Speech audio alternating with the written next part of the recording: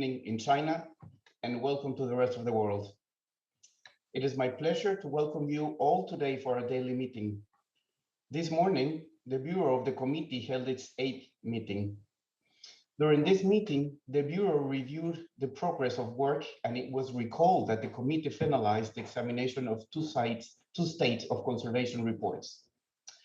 As soon as it is ready to be displayed on the screen in the two languages, we will examine the text resulting from the work of the drafting group, which was established on Friday regarding the draft decision 7B77 on the Xuejun region.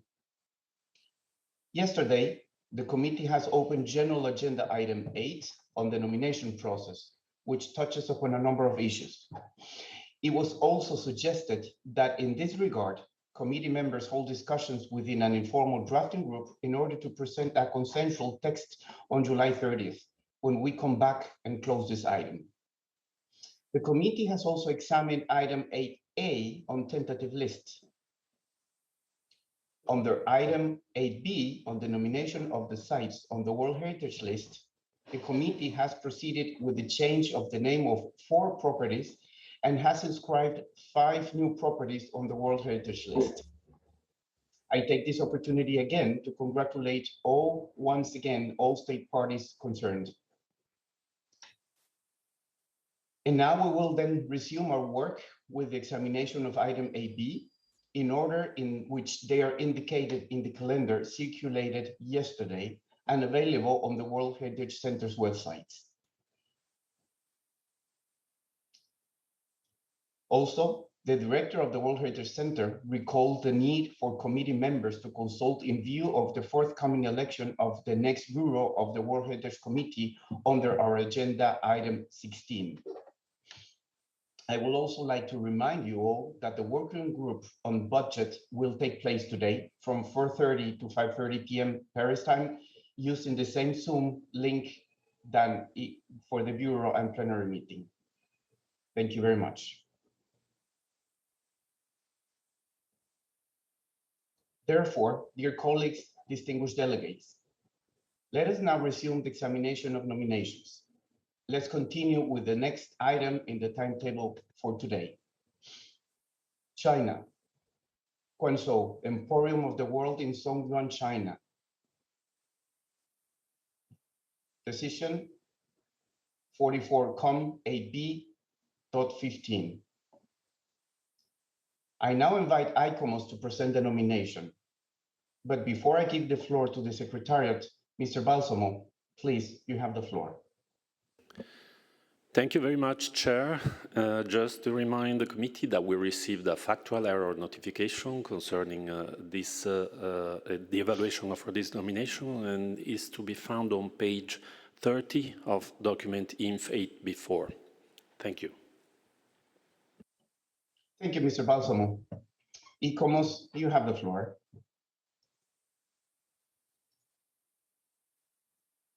This is a presentation of the ICOMOS evaluation of Guangzhou, Emporium of the World in the Xuejun, China. On this evaluation, ICOMOS has received a letter on factual errors and has acknowledged some of these errors. Next slide.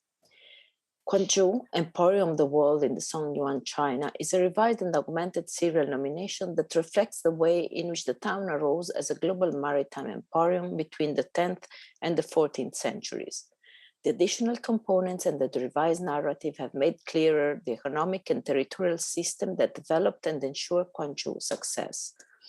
The comparative analysis demonstrates and explains the key factors of Guangzhou's ability to become an exceptional maritime hub in a highly competitive context in the Xuejun, China. Of the 3 proposed criteria, only criterion 4 has been justified by all component parts. Next slide.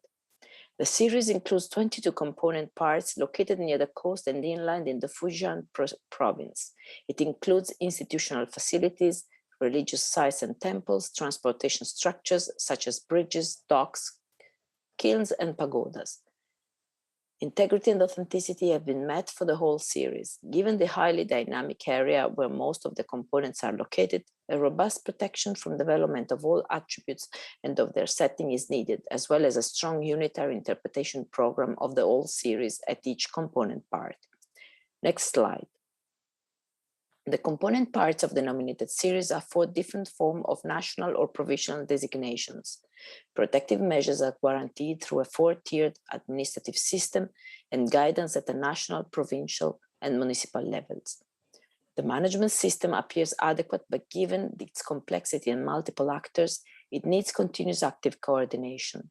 The management plan is a good basis for coordinated management, but further work is needed on attributes and to strengthen the link with the specific management tools for individual components.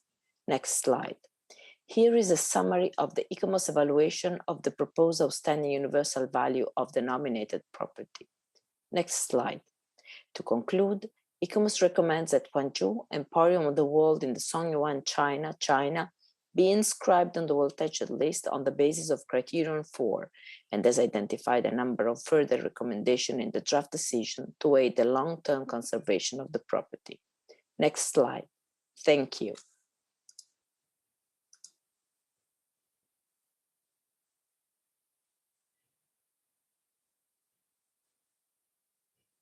Thank you, ICOMOS, for your presentation. And now I would like to know whether there are any comments concerning this nomination.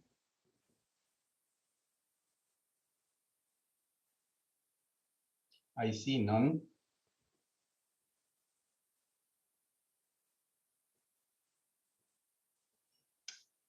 Now, let's move then, and I invite you all to adopt the draft decision 44.8b.15. But before doing so, I would like to ask the rapporteur if she has received any amendments on the draft decision proposed. Thank you, Mr. Chair. We have no amendments for this decision. Thank you very much. Okay, so being everybody in agreement, I now declare item point 15 adopted as a whole. Thank you very much. Let me congratulate China on behalf of the entire committee for the inscription of this property in the World Heritage List. China, you have the floor for a brief 2-minute statement. Thank you very much. 谢谢尊敬的副主席先生。首先呢，请允许我感谢委员会做出的将泉州项目列入世界遗产名录的决定，感谢世界遗产中心和咨询机构为项目评估开展的大量的卓有成效的工作。中国政府高度重视泉州项目申遗。今天呢，福建省省长王宁先生、中国教科文全委会主任和世界遗产大会主席田学军先生，国家文物局局长李群先生，中共泉州市市委书记王永礼先生以及东道城市领导都莅临福州会场。副主席先生，接下来呢，我请中国国内代表发言，谢谢。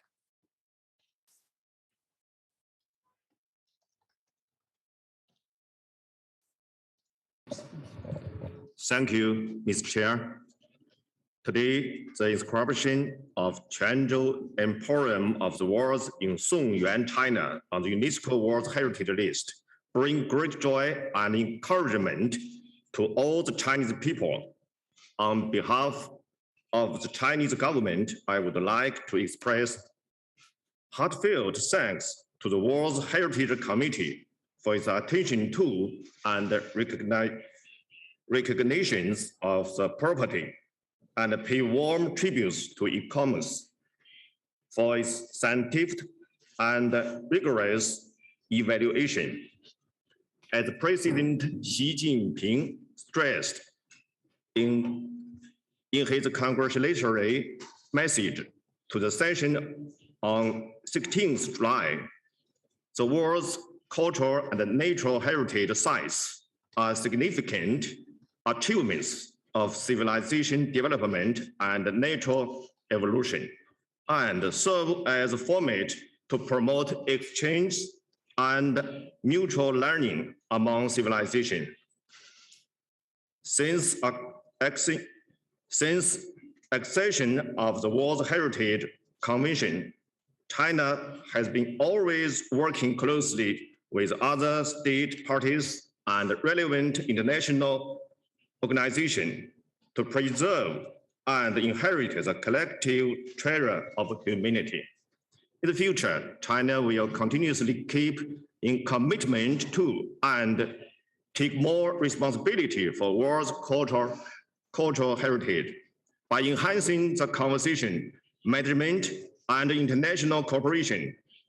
We are willing to make due contribution to the exchange and mutual learning among civilizations and a community with shared future of mankind. Thank you. 谢谢。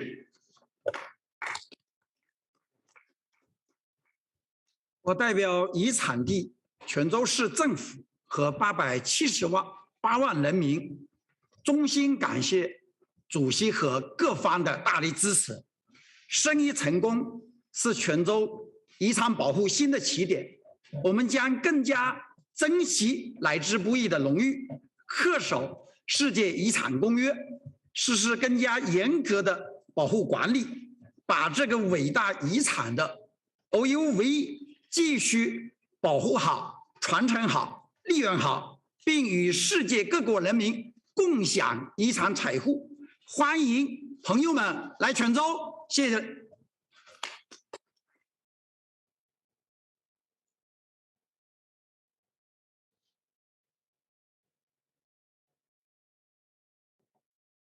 Thank you very much. Once again, congratulations again to China. Now, let's continue with the next nomination. The glorious Kakatiya Temples and Gateways, Rudreshvara Ramappa Temple, Palampet, Yayashankar, Phupalpally District, Telangana State, India. Decision number 44, COM 8B.12. But before I give the floor to the Secretariat, Mr. Balsamo, please, you have the floor. Thank you very much, Mr. Chair. We received a factual error notification concerning the evaluation of this nomination, and this notification is to be found on page 34 of document INF 8B4. Thank you. Thank you, Mr. Balsamo. ICOMOS, you have the floor now.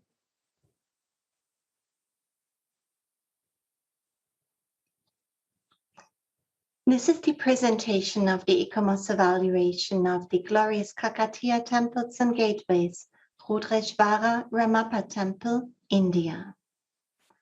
On this evaluation, ICOMOS has received a letter on factual errors. Next slide. The Rudreshvara Temple, popularly known as Ramappa Temple, is a sandstone-built main Shiva temple with pillars of carved granite and dolerite. Its sculptures illustrate regional dance customs of Kakatiyan culture.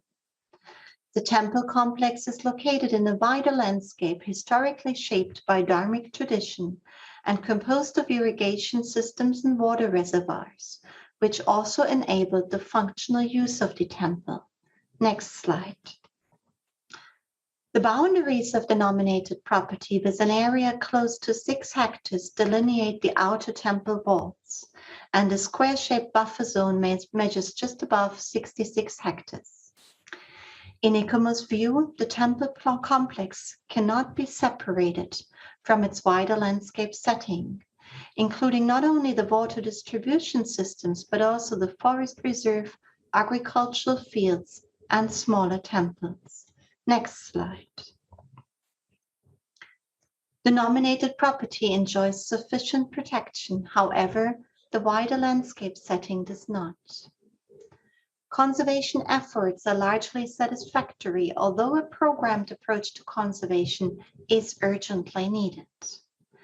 The finalization of the draft integrated conservation and site management plan is yet to be completed. Next slide.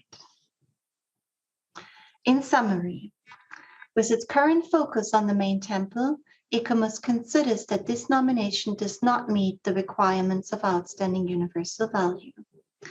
In ICOMOS' view, Rudreshvara Temple needs to be seen as the center of a larger Kakatiyan ensemble, which illustrates various facets of Kakatiya cultural tradition and architectural, engineering, and artistic production. The present focus does not provide a representative picture of the multifaceted achievements of the Kakatiyan dynasty, and therefore criterion 3 cannot be justified. Likewise, criterion 1 lacks adequate documentation for the claim that this single temple could best represent the artistic mastery of the Kakatiyan Empire.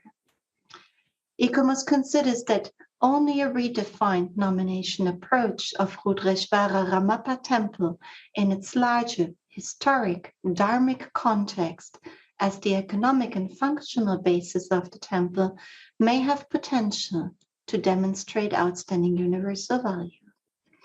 Therefore, ICOMOS considers that integrity cannot be demonstrated and that the boundaries require to be significantly enlarged. Next slide.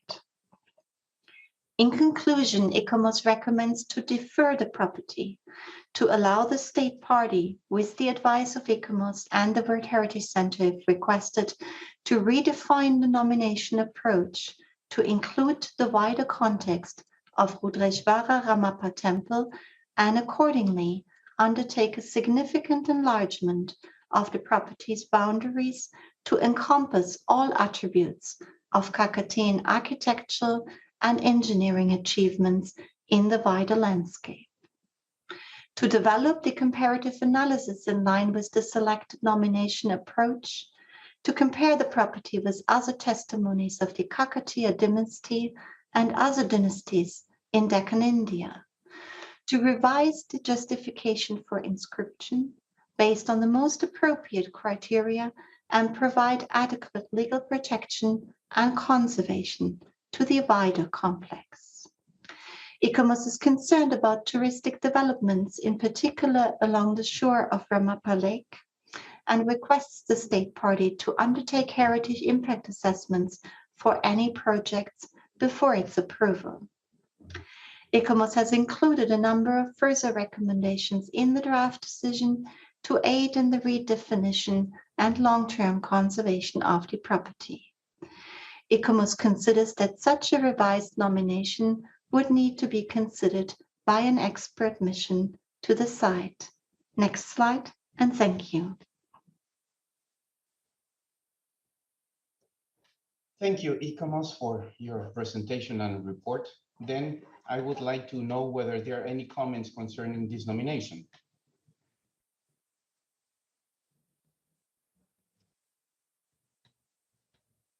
I have also been informed by letter from the Russian Federation that in compliance with Rule 22.7 of the Rules of Procedures, they wish India to take the floor. So I will allow the comments first from the countries and then allow Russia Federation to have the floor. Thank you. Thank you, Mr. Chair. India compliments the People's Republic of China for hosting the 44th session of the World Heritage Committee and thanks the committee and ICOMOS for their support and guidance from time to time. But since ICOMOS raised some issues, I would like to address them. India has provided information, documentation of the temple complex, creation of the management committee for areas even beyond the designated buffer, and the Integrated Conservation Management Plan, the ICMP, for the conservation and management of this unique living 800-year-old temple, wherein the temple priest, local village council, and state-level authorities have a role in its management. The ICMP delineates the processes involved. The state government of Telangana has initiated a process of creating a special development authority to ensure the protection of a much larger area comprising other Kakatiyan period structures, the lake and the wider natural setting. This 12th century temple is under the protection of the Archaeological Survey of India, the ASI, a 160-year-old organization responsible for the conservation of nearly 3,700 monuments of India. including India's 2 out of 38 World Heritage properties. The Rudreshwara temple has survived major earthquakes for more than 800 years because of its unique foundation using sandbox technology. Many say a several degree shift in the flooring has been stabilized by this technology. It utilizes floating bricks, has hard dolerite stone carved into magnificent statues, polished to a metallic finish, retaining its luster even after 800 years. Quite fascinating. India demonstrates the implementation of the World Heritage Convention's 5 Cs: credibility, conservation, capacity building, communities, and communication. Lastly, India is committed to ensure the preservation of the outstanding universal value of the Rudreshwara temple and assures the implementation of ECOMOS's suggestion. This temple is located in India, but it belongs to humanity and should be inscribed. Thank you, Chair, for your time. Thank you, India. Now recalling what I just mentioned before about the request from the Russian Federation in compliance with Rule 22.7 of Rules of Procedure. Russia, can you let us know your position regarding allowing India to take the floor?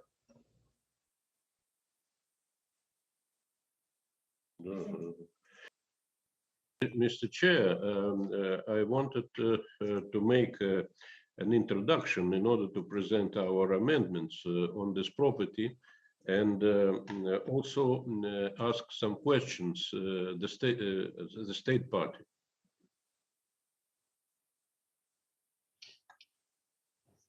Thank you, distinguished delegate. Can we just allow the countries that have raised their hands, and then I'll give you the floor again so you can ask the questions to the state party of India.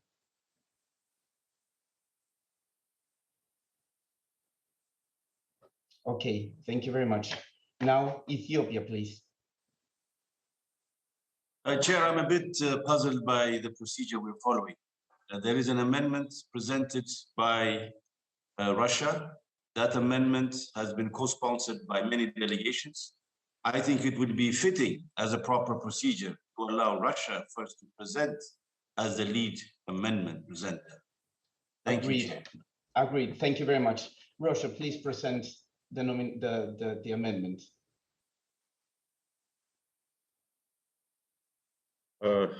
First of all, Mr. Chairman, I would like to outline that substantial progress has been made by now by the state party in order to meet the requirements for inscription.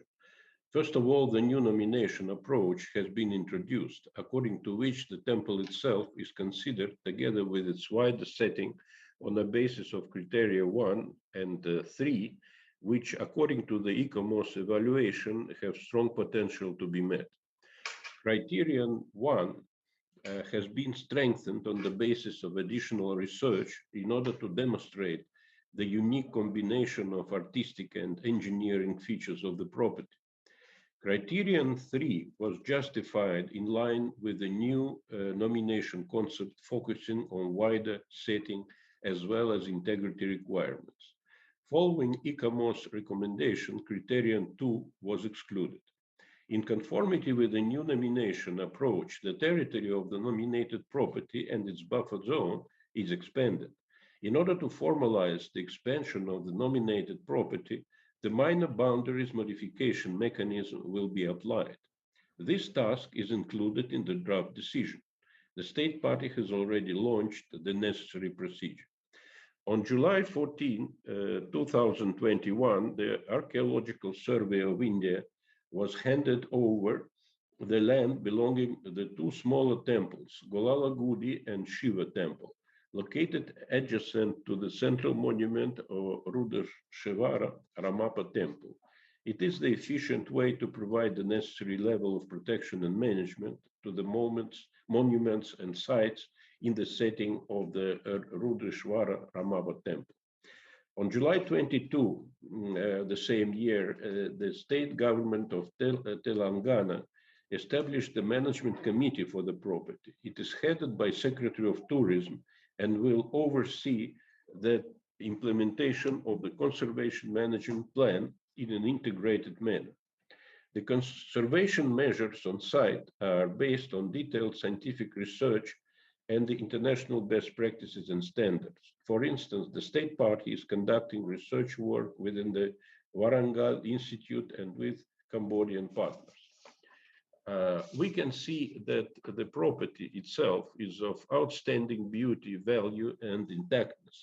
The criteria for inscription, authenticity, and integrity requirements are fully met and justified according to the new nomination approach. The state party is positive and forthcoming in addressing ICOMOS concerns on national and regional levels. Therefore, we believe that the property should be inscribed on the World Heritage List. Mr. Chair, may I ask you to kindly give the floor to the representative of India in order to provide an additional information about the future plans on conservation and management of the property, as well as about the local community involvement. Thank you, Chair. Thank you, distinguished delegate. Thank you. India, I am sorry to ask you again to repeat your statement, please. Excellency, at this point, the experts from India will be speaking, the Archaeological Survey of India. Okay. Thank you, Mr. Chair, allowing us to speak. Very quickly, I'll be brief. The property is conserved and managed by the Archaeological Survey of India. And we are under our own national act called Ancient Monuments and Archaeological Sites and Preservation Act of 1958, amended in 2010, and our own national conservation policy. We are conserving this monument. Herein also, we have conserved monument, as per its original fabric. Even in the process of conservation, the aspect of floating break and sandbox technology has been used by ASI. Mr. Chair, the other aspect about the wider buffer, we would like to inform that in discussion with the state authorities that the Palampet Special Development Authority is being constituted, which takes care of a much larger setting of the temple complex, just to ensure that the pristinity of the property is maintained and there is no impact on the larger context. As far as the points regarding documentation are concerned, India would like to inform that adequate architectural and structural documentation has been carried out. Conservation plan is in place, which is being practiced by ASI, and also the aesthetic aspects of the sculptures and all those documentation has also been carried out by ASI. But of course, it's a work in progress, and we continue to sort of improve upon it and do laser scanning and all that. In the end, we would like to mention that even though it's a federally structured the monument preserved by ASI, but the integrated plan talks about the stakeholder consultation, because it's a living temple, from the priest to the village communities to the state authorities, the tourism, ASI, all are on board working towards the preservation and the management of this property. Thank you, Chair. Thank you. Thank you very much. Now I give the floor to Kyrgyzstan, please. Thank you, Mr. Chair. At the outset, Kyrgyzstan likes to congratulate the state party on the nomination of yet another beautiful site that represents its rich heritage of architecture and sculpture. The 12th century medieval temple built under Kakatiya dynasty is a site with evident outstanding universal value, be it on grounds of technical sophistication or for its artistic finesse. The compendium of pictures and associated literature that the state party shared with us is remarkable and breathtaking. Our technical experts have carefully examined the state party's additional submissions in the backdrop of ICOMOS recommendations and concerns. We believe that the state party has been successful in constituting and implementing all requisite measures. For some of the recommendations, the state party has already initiated a series of measures which will be rolled out in coming months and days. There has been significant progress on the justification of criteria and integrity fronts, which has been acknowledged by ICOMOS itself. The minor boundary modification obligation has been initiated, and necessary legal and administrative activities are already underway. In the past 2 weeks, the concerned state government has undertaken important steps ensuring conservation of local stakeholders' participation. In view of all this, and given the state party's continued commitment to implementing and accommodating ICOMOS recommendations, Kyrgyzstan believes the nominated site deserves inscription. Mr. Chair, Kyrgyzstan supports inscription of the site. Thank you, Mr. Chair. Thank you very much. Now, Norway, please, you have the floor. Thank you, Mr. Chair, for giving Norway the floor. We thank the State Party of India for introducing us to the wonderful history of the Kakatiya dynasty. OUV rests on the 3 pillars of criteria, integrity, and authenticity, as well as protection and management, and all 3 must be present in order to justify the outstanding universal value. Norway, in this regard, recognizes the significant potential in this nomination, and we commend the State Party for its efforts. But there is also much left to do. We will try to explain our position. ICOMOS has, through its thorough and very concise evaluation, identified a certain potential for this property on criterion 3. This potential rests not solely on the temple as such, but rather for a reconfigured approach of the landscape with the temple, putting the temple into its larger context with a carefully planned landscape as an ideal landscape would be an approach which we consider would fully show the remarkable vestiges of the dynasty, with the spiritual overtones materializing in a functional way through the surrounding landscapes and related attributes. Yet what we have in front of us and the proposed amendment suggesting the inscription of this property is an approach which only focuses on the temple. And we've asked ourselves, is this unfortunately can be seen as an opportunity lost on the World Heritage List if inscribed as proposed? We would truly welcome a reconfigured nomination as a unique witness to the Kakatiya dynasty, which would include other smaller shrines and temples, a sophisticated water distribution and irrigation system, cultivated land, the lake, and the wonderful scenery. As it is presented now, Norway fully concurs with the analysis and conclusions presented in the evaluation, and we support the original draft decision. Our main concerns in technical terms are related to the justification for the criteria and the issues related to integrity. We wish to emphasize that ICOMOS clearly finds that many attributes which could potentially convey outstanding universal value for the Kakatiya dynasty as a whole are not included. The technical merits of the temple, utilizing sandbox technology, the exceptional technology for producing the floating, very light yet strong bricks, and the impressively carved dolerite decorative elements are not sufficiently compared with other temples and structures utilizing the same techniques. Although the State Party has supplemented the comparative analysis, these features do not in themselves justify the inscription on the World Heritage List yet.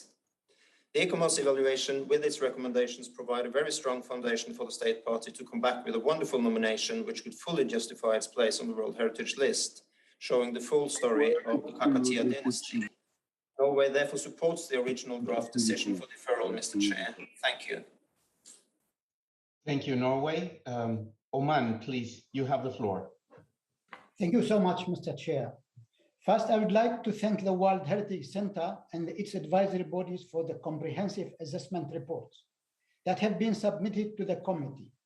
I would like also to compliment the State Party of India for choosing to nominate this Ramappa temple that is rightly considered as a zenith of Kakatiya arts and architecture, and for the tremendous efforts that have been devoted to preparing this nomination dossier.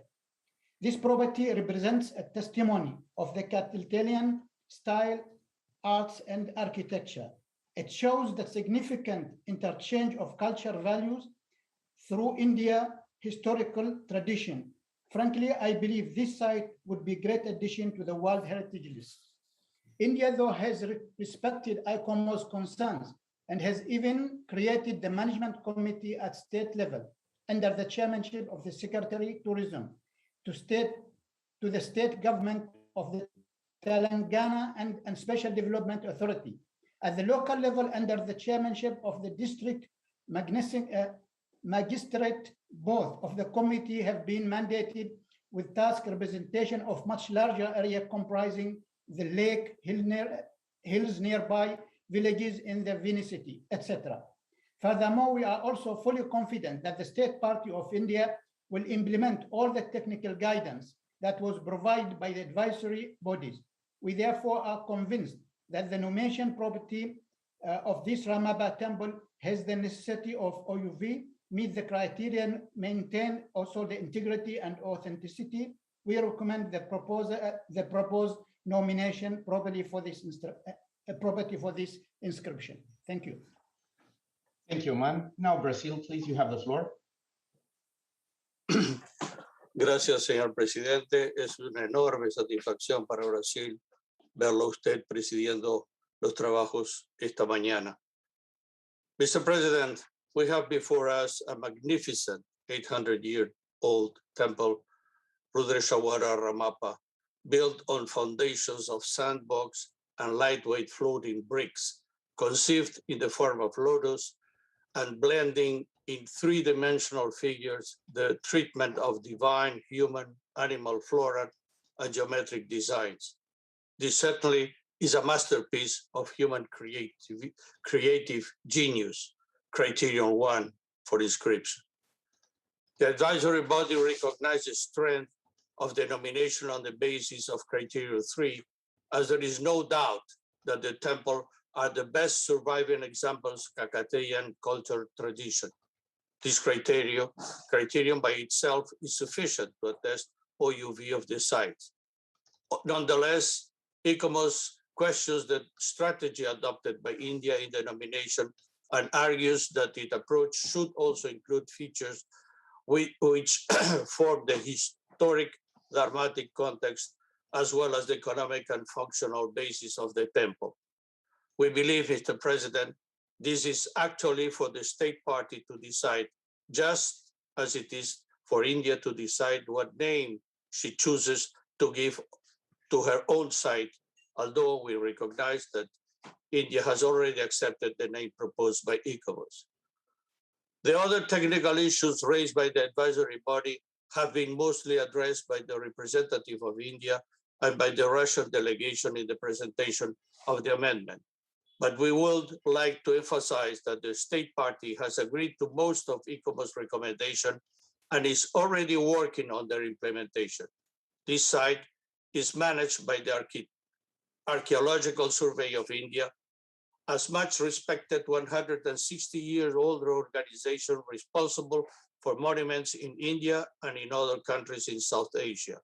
But the state party will also constitute a special authority for protection of the site and its buffer zone, ensuring permanent consultation with all stakeholders, including the local community and the temple clergy. Mr. Chairman, we believe this is the time to inscribe Kakatiya Ramapa Temple on the World Heritage List and strongly support the amendment presented by the Russian Federation. Thank you, Mr. Chairman. Muchas gracias, Brasil. Now, Egypt has the floor. Thank you very much, Mr. Vice Chairman. Would like to commend India for the nomination of the Kakatiya Rudreshawara, I'm sorry to misspell it, temple, which has all the components that presents its outstanding universal value. State party, in addition to information provided to ICOMOS, has clearly presented its commitment to safeguard the property and the buffer. Our expert had examined the documents presented by state party, including the documentation of the nominated property, creation of the special development authority even beyond the delineated buffer, and an implementable integrated conservation management plan for the conservation and management of this 800-year-old temple. It is worth noting that this 12th century temple, while under the protection of the Archaeological Survey of India, has temple priests, local villages, and various state-level authorities have all got a role in the management of this property. Thus, the state party has demonstrated the implementation to the strategic objective of the World Heritage Convention, i.e. the 5 C's: credibility, conservation, capacity building, communities, and communication. Would also like to support India's nomination for the temple for inscription as shown in the draft amendments presented by the Russian Federation that we co-authored. Thank you very much, Mr. Vice Chairman. Thank you, Egypt. España, tiene la palabra, por favor.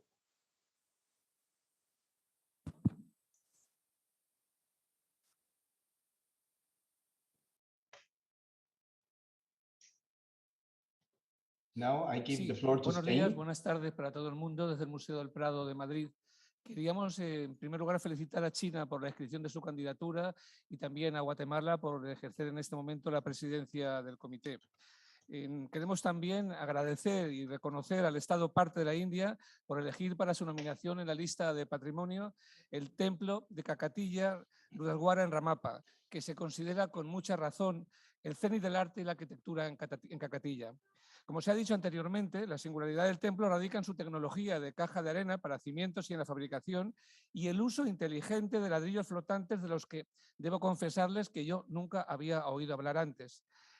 Queremos destacar la forma en que el templo de Rudeswara en Ramapa se relaciona con su contexto y entorno más amplios y aún conserva, a pesar de eso, el encanto pristino. Al observar la información y las imágenes proporcionadas por la India, todo el entorno parece pintoresco y todavía en sosiego a pesar de los siglos que han pasado. Por eso acogemos con beneplácito los compromisos que el distinguido representante de la India ha asumido de que harán todo lo posible para preservar este entorno excepcional y establecer una autoridad especial que tendrá el mandato de preservarlo. Nosotros le damos ese voto de confianza a la India y a pesar de que no hemos patrocinado esta enmienda, nos sumaremos al apoyo de la misma. Muchas gracias. Muchas gracias, España. Now, I'll give the floor to Thailand. Please, go ahead.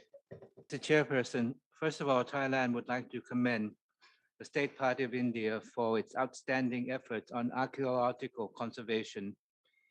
India has worked hard to preserve a number of centers of eminence for temple art and agriculture and architecture in India, in particular the Ramappa Temple. The Ramappa Temple is a living memory of the Kakatiyan cultural, architectural, and artistic creations. The Kakatiyan style of art and architecture, as seen through artistic and sculptural embellishments, is outstanding. The property reveals unique construction and technological achievements. For example, the use of floating bricks, sandbox technology in foundations and carvings. Therefore, Thailand is of the view that the nominated property has credible conditions that attest to the outstanding universal value and meets the condition of integrity and authenticity. Moreover, we also take note that the State Party of India has undertaken necessary management and conservation measures as recommended by the advisory body. These swift actions reflect the commitment of the State Party to work closely with the World Heritage Center and ICOMOS on the conservation management plan and the heritage impact assessment to ensure long-term protection and management. Thailand, therefore, would like to support and co-sponsor the draft amendment to inscribe the Ramappa Temple on the World Heritage list. Thank you. Thank you, Thailand. And now Hungary, please, you have the floor. Thank you, Mr. Chair. The Ramappa Temple is a living memory of the legend of the Kakatiyas, which significant architectural and artistic achievements are maintained in their natural form for over 800 years. The property maintains the authenticity for form, design, craftsmanship, function and use, material and construction techniques associated intangible cultural heritage and displays the building and cultural traditions of the Kakatiya Empire. As my distinguished colleagues has detailed before, India has made substantial and remarkable efforts to comply with the recommendations of the ICOMOS, and it is fully committed to continue this work. In view of the above, Hungary supports the amendment regarding the inscription of the property on the World Heritage List. Thank you, Mr. Chair. Thank you, Hungary. Saudi Arabia, please, you have the floor. Thank you, Mr. Chair. Saudi Arabia would like also to congratulate India for the nomination of the significant Kakatiya Rudeswara Ramappa Temple in Telangana to the UNESCO World Heritage List.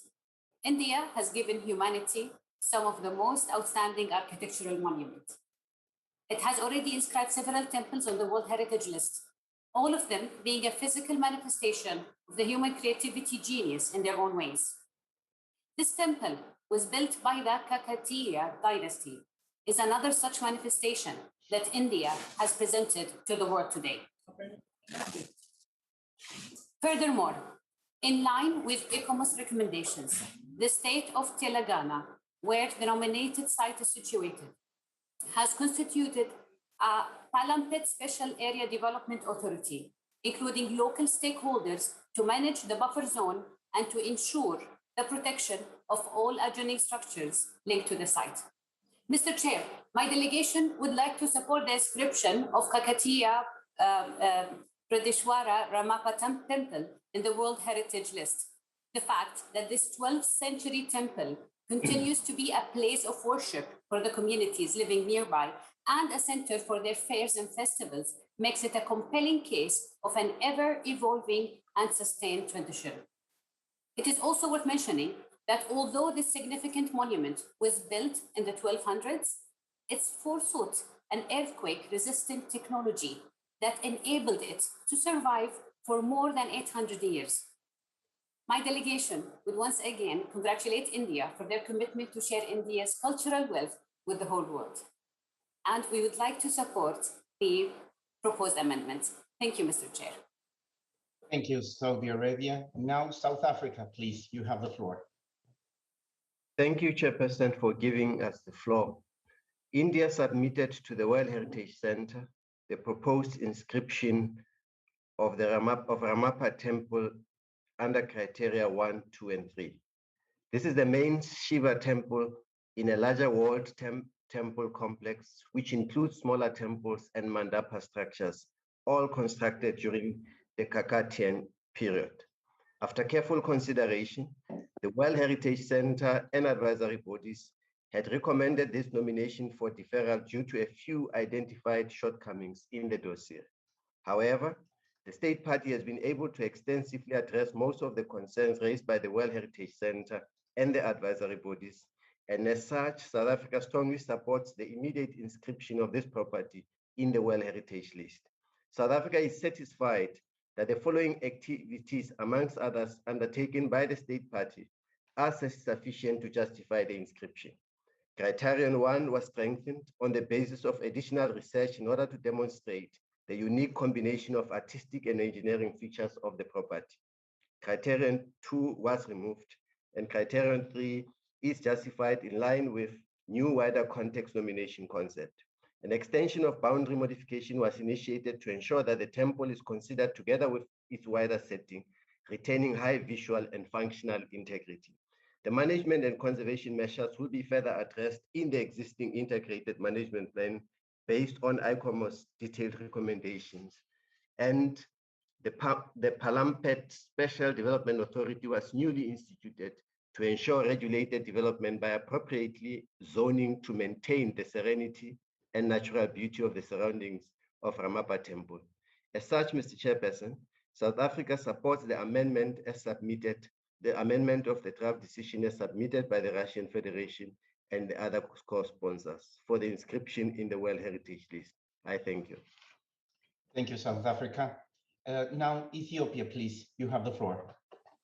Thank you very much, Vice Chair. My delegation would like to thank the government and people of India for bringing this to the World Heritage. It is a truly, truly outstanding heritage site. We believe that this site meets both criteria 1 and 3.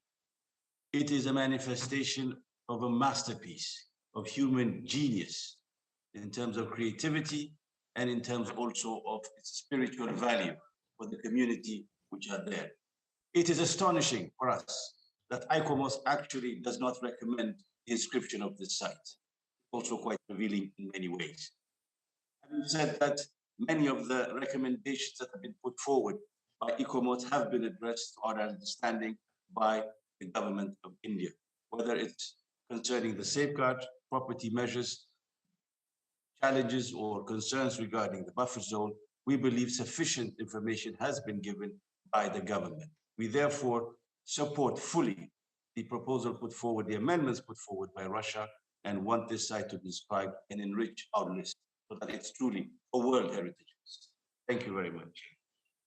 Thank you, Ethiopia. Now, Uganda, please. You have the floor. Thank you very much, Chair.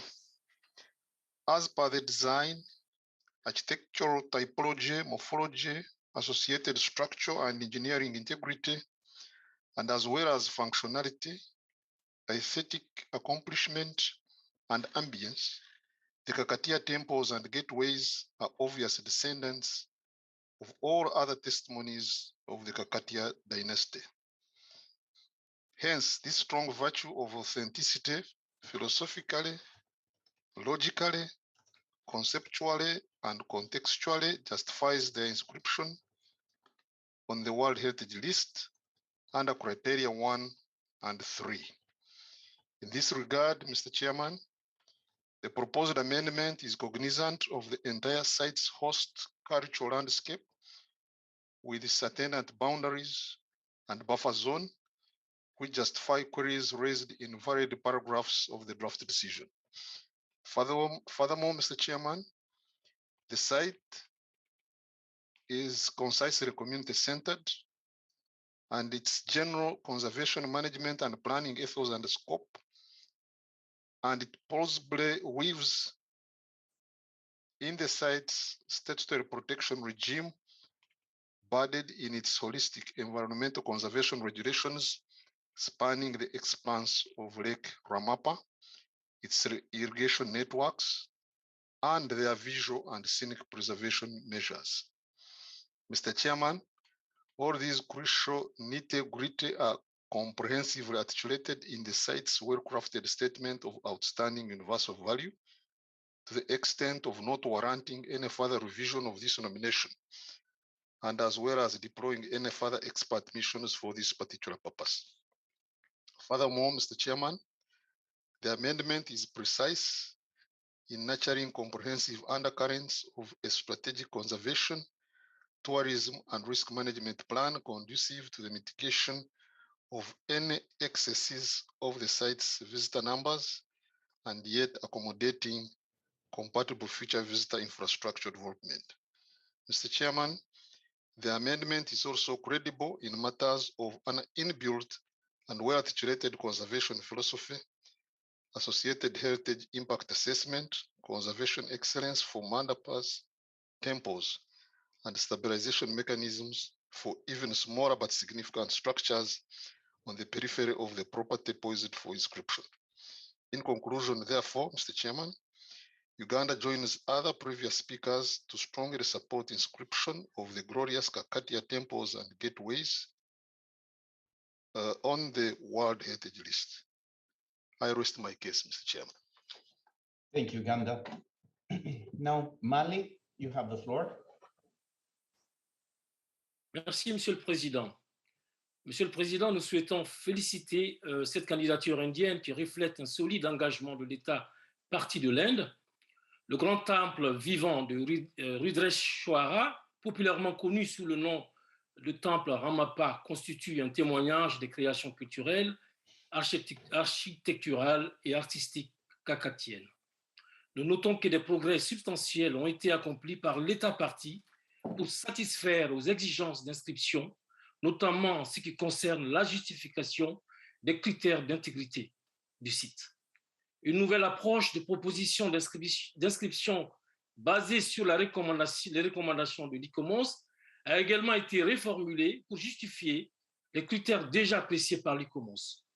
Monsieur le Président, au vu de tout cela et sans être exhaustif, nous soutenons l'abrogation d'une décision afin d'inscrire le temple à Ramappa sur la liste du patrimoine mondial. Merci.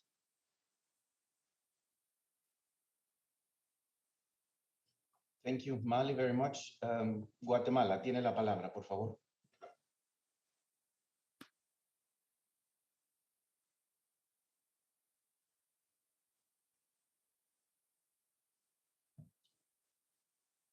Guatemala tiene la palabra. Muchas gracias, señor presidente. Queremos empezar agradeciendo al Estado parte la preparación de la nominación y al órgano asesor por el análisis realizado.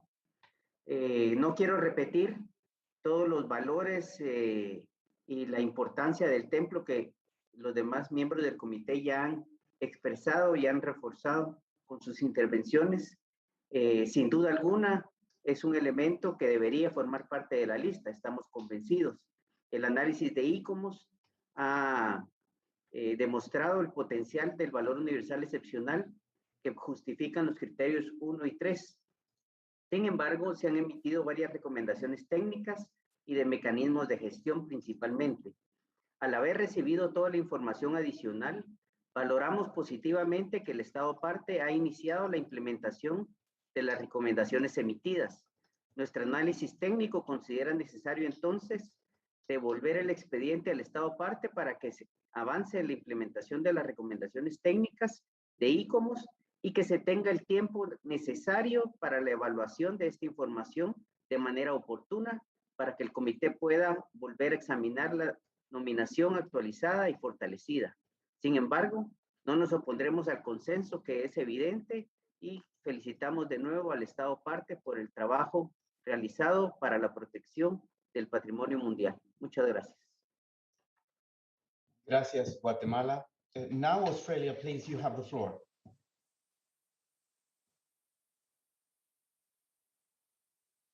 Thank you, Chair. Australia acknowledges the global value of the Ramapa Temple Complex as a masterpiece of human creative genius and an exceptional illustration of the artistic, architectural and engineering achievements of the Katakayan dynasty. And we thank India for bringing this property forward for consideration by the committee. We recognise the efforts of the State Party in addressing the evaluation by ICOMOS and their commitment to undertaking actions necessary to ensure the future protection and management of this property. On that basis, Australia will support the emerging consensus to ascribe the property on the World Heritage List. Thank you. Thank you, Australia. Bahrain, please. Now you have the floor. Thank you, Mr. Chair. We would like to thank the State Party of India for presenting to the World Heritage List this important historic monument. In review of the documents submitted for this nomination, our initial assessment was that this site would have benefited from a referral recommendation in order to address the 9 recommendations put forth by ICOMOS. Having heard the interventions of committee members and the additional information presented to us by the State Party of India, we align ourselves with the consensus to be reached by the committee and reaffirm our confidence in the State Party of India to address the technical recommendations put forth in the original draft decision. Thank you. Thank you, Bahrain. Now China, please. You have the floor. 谢谢副主席先生。印度呢是文明古国之一，中方欢迎印度齐名把辉煌的卡卡齐亚神庙及门户列入世界遗产名录。中方感谢咨询机构 ICOMOS 和遗产中心开展的大量的卓有成效的工作。中国代表团对印度大使沙哈马阁下为项目申报做出的努力表示赞赏。中方愿意加入委员会形成的共识，支持俄罗斯等委员国提出的修正案。希望印度按照咨询机构 ICOMOS 提出的建议，做好项目的整体保护工作。谢谢主席。Thank you, China. Now, Bosnia, you have the floor.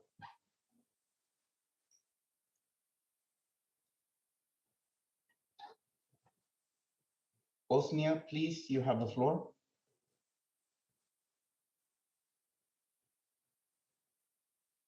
Bosnie-Herzégovine se joint au consensus émergent visible.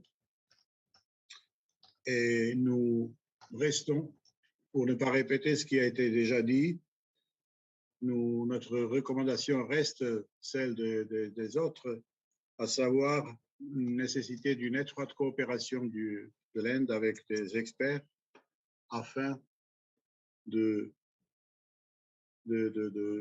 faire voir toutes les valeurs de ce bien qui sont indiscutables et d'ouvrir ce site à un grand nombre de visiteurs et de scientifiques. Je vous remercie.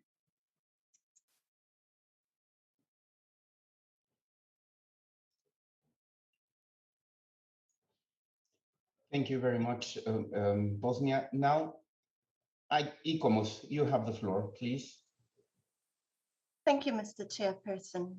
ICOMOS notes that a large number of committee members would like to see the property inscribed at this session, and in response to Ethiopia, why we haven't supported or proposed inscription, it is simply because we see this as very premature right now, with possible implications on the long-term conservation of the property, and in particular, the outstanding surrounding Kakatia landscape around the property. At present, no OUV has been demonstrated, and none of the three criteria has been satisfied. In terms of criterion 1, the questions were specifically based on the comparative analysis, and that it was not clearly demonstrated that the Rudreshvara Ramappa temple could indeed be the best example of this particular mastery produced during the Kakatian dynasty.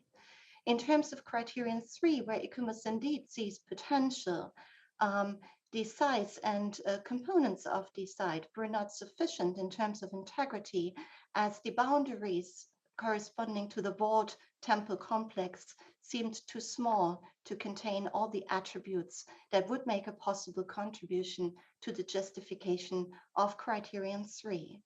And hence, also integrity is not demonstrated at this stage.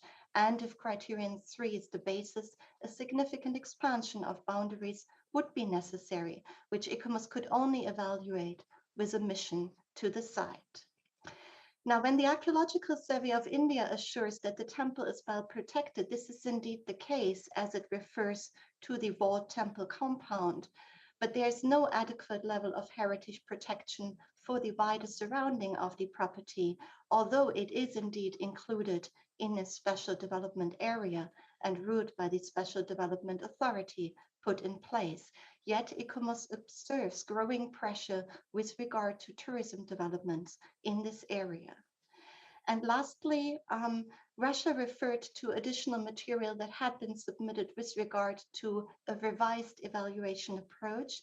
This unfortunately was not available to ICOMOS and could not be evaluated at this stage. And Brazil referred to a name change proposed by ICOMOS. ICOMOS has not proposed a name change, although we agree that the initially proposed name is rather lengthy. However, ICOMOS would make the name change dependent on the redefined nomination approach taking to the property. Thank you, Mr. Chairperson. Thank you, ICOMOS. Then I see no more questions or comments. Then I would like to ask Norway if they would like to join the consensus.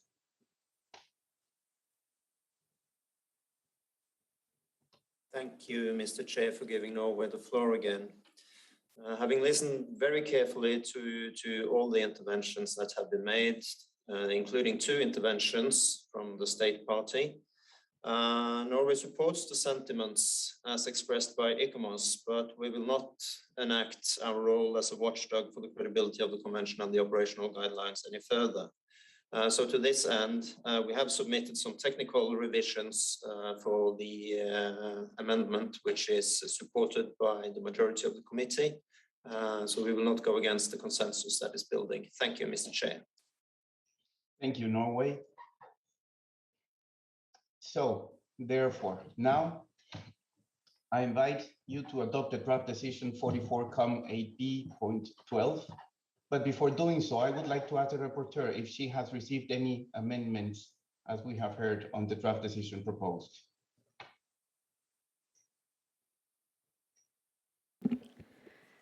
Thank you, Mr. Chair.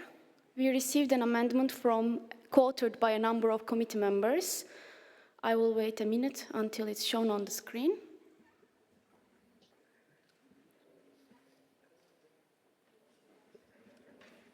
Here it is. The first paragraph of the decision remains unchanged, Mr. Chair. Okay, thank you. So we'll go, I invite all delegates to revise and adopt the decision paragraph by paragraph. So paragraph 1, agreed? Adopted. Ms. Rapporteur, please. Paragraph 2 reads, inscribes.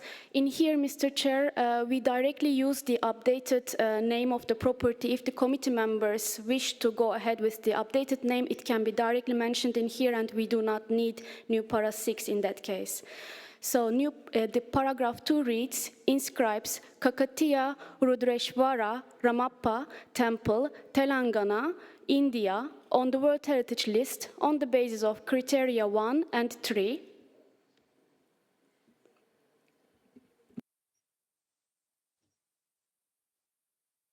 Any comments? Agreed? Approved. Next, please. Paragraph 3 takes note of the following provisional statement of OUV, outstanding universal value. Then we have brief synthesis, criterion 1, criterion 3, integrity, authenticity, and protection and management and protection requirements, texts included in here on a provisional basis.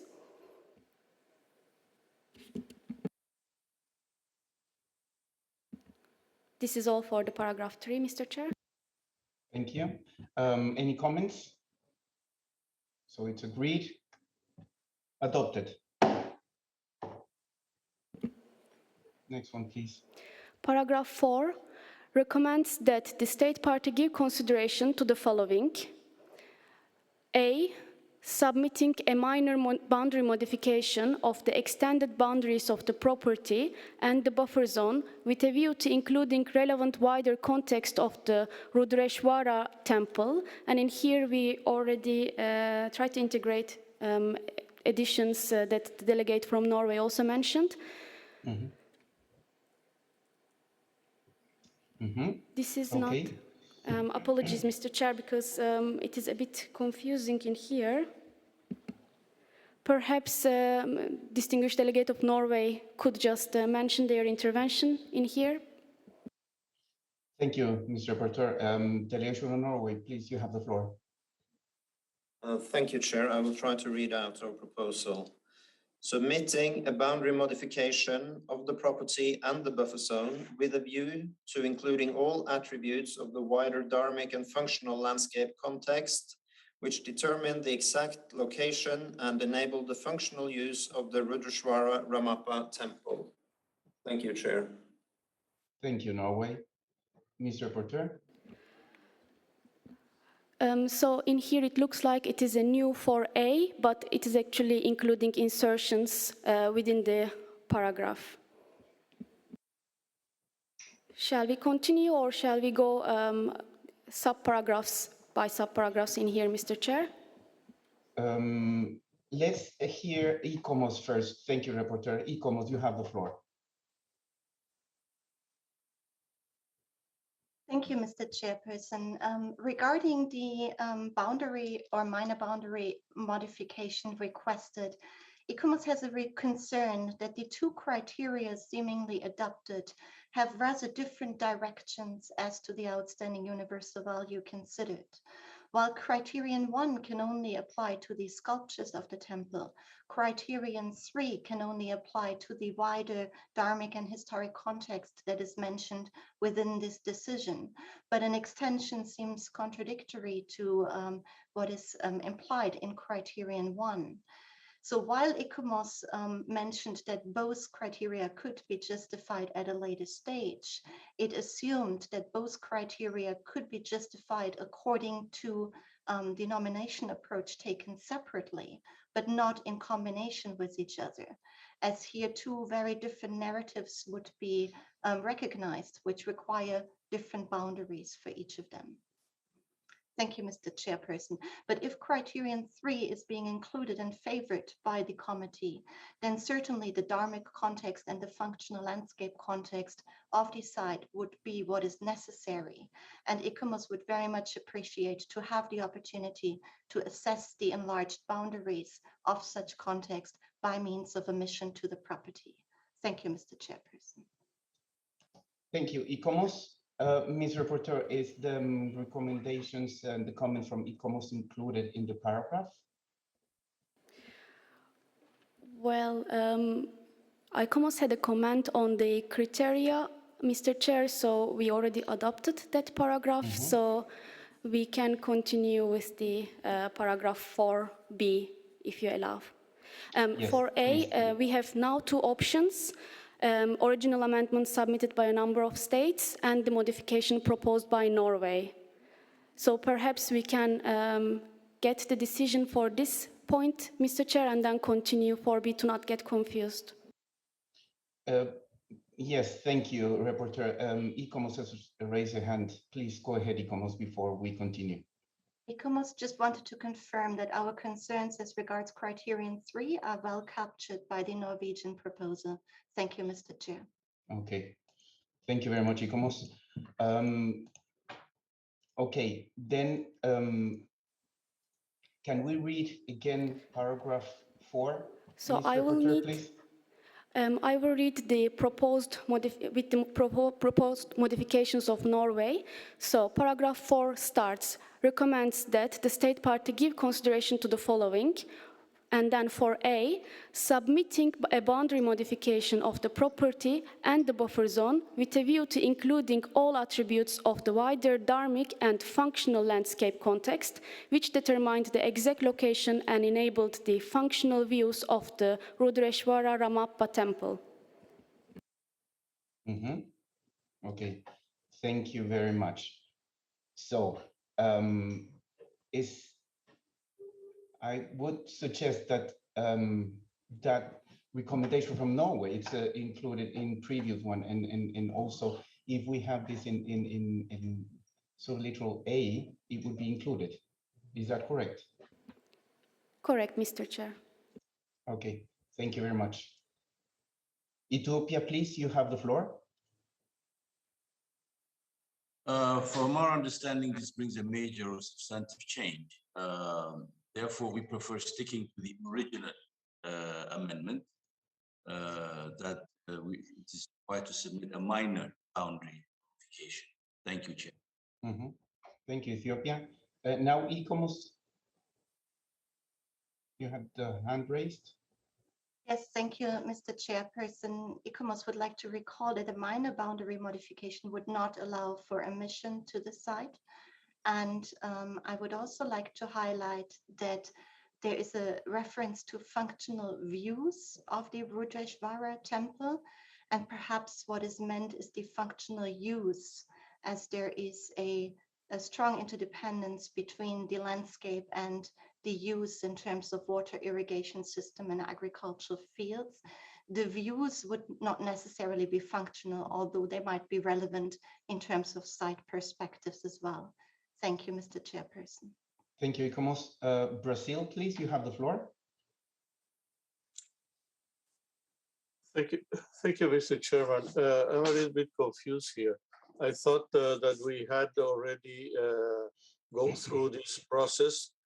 I will stick with the original amendment and support what our colleague from Ethiopia has just said. Let's keep it as it was originally. Thank you, Mr. Chair. Thank you. Guatemala, please. Muchas gracias, señor presidente.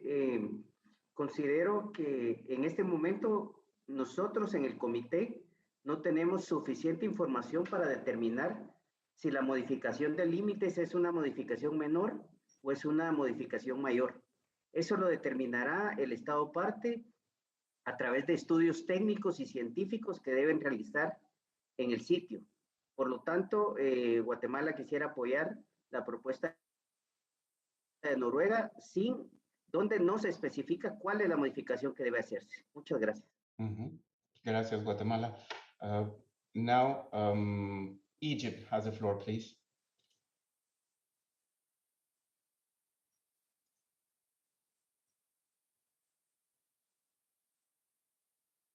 Egypt, please, you have the floor. Thank you very much, Mr. Chairman. I would like also to support what has been proposed by Ambassador of Ethiopia and Ambassador of Brazil. We should stick to minor modification. Thank you very much. Okay, thank you, Egypt. South Africa, please. Thank you, Chairperson. We support Egypt and Brazil and Egypt, and we prefer the original formulation. Thanks. Thank you. Thank you. Now we go to, I'm sorry, I'm just trying to see the, okay, now please, we go to Bahrain. Thank you, Mr. Chair. I believe in light of what ECOMAS has just clarified, I think the proposal by Norway and Guatemala is a good way forward. And again, to bridge the diverging views of this committee and to move forward with the consensus. Thank you, Mr. Chair. Okay, thank you very much. Oman, please. Oman would like to go with the majority consensus that we stick to the minor changes of the boundary. I thank you. Thank you, Oman. Nigeria, please. You have the floor. Thank you, Mr. Chair. I want to go with the majority also. That's the proposal made by Ethiopia for minor boundary modification. Thank you. Thank you very much. España, por favor. Gracias, señor presidente. Para sumarnos a la mayoría y coincidimos con Etiopía en que tendría que ser una modificación menor. Consideramos la buena voluntad de la enmienda de Noruega, pero entendemos que incluso después de escuchar a ICOMOS plantearía una dificultad para la visita que ICOMOS está planteando para la misión. Entonces, quizás dejar las cosas como estaban en la enmienda, sumándonos a la mayoría, dejaría un buen estado de modificación para lo que estamos persiguiendo. Nada más y muchas gracias. Gracias, España. Bosnia, please, you have the floor.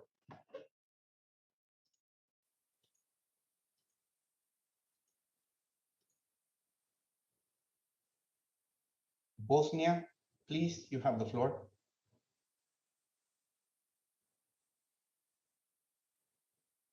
La Bosnie est, bonjour, merci, Monsieur le Président. Bosnie est pour garder le texte original de l'amendement. Thank you very much, Bosnia. Now, Norway, I would like to ask you if you would like to make a comment on joining the consensus in this particular phase. Thank you. Thank you, Mr. Chair. I think it is of utmost importance that we get a very concrete clarification from ECOMOS, possibly with the assistance of the Secretariat, as we have been pointed to the paradox related to the two criteria that has been agreed on. Thank you, Mr. Chair. Okay, thank you. Therefore, then, if Norway still insists in their position, I would suggest that a drafting group may be established. But before we decide it, ECOMOS has the floor, please, for any comments. Yes, thank you, Mr. Chairperson. I would like to respond to a question posed by Norway regarding the contradictory criteria, and I hope to be clearer than last time. When ECOMOS evaluated the proposed property, we saw potential in both criterion 1 and 3 to be demonstrated at a later stage, and hence we recommended that the nomination approach be revised. And depending on the revised approach taken by the state party, that either criterion 1 or criterion 3 could be justified.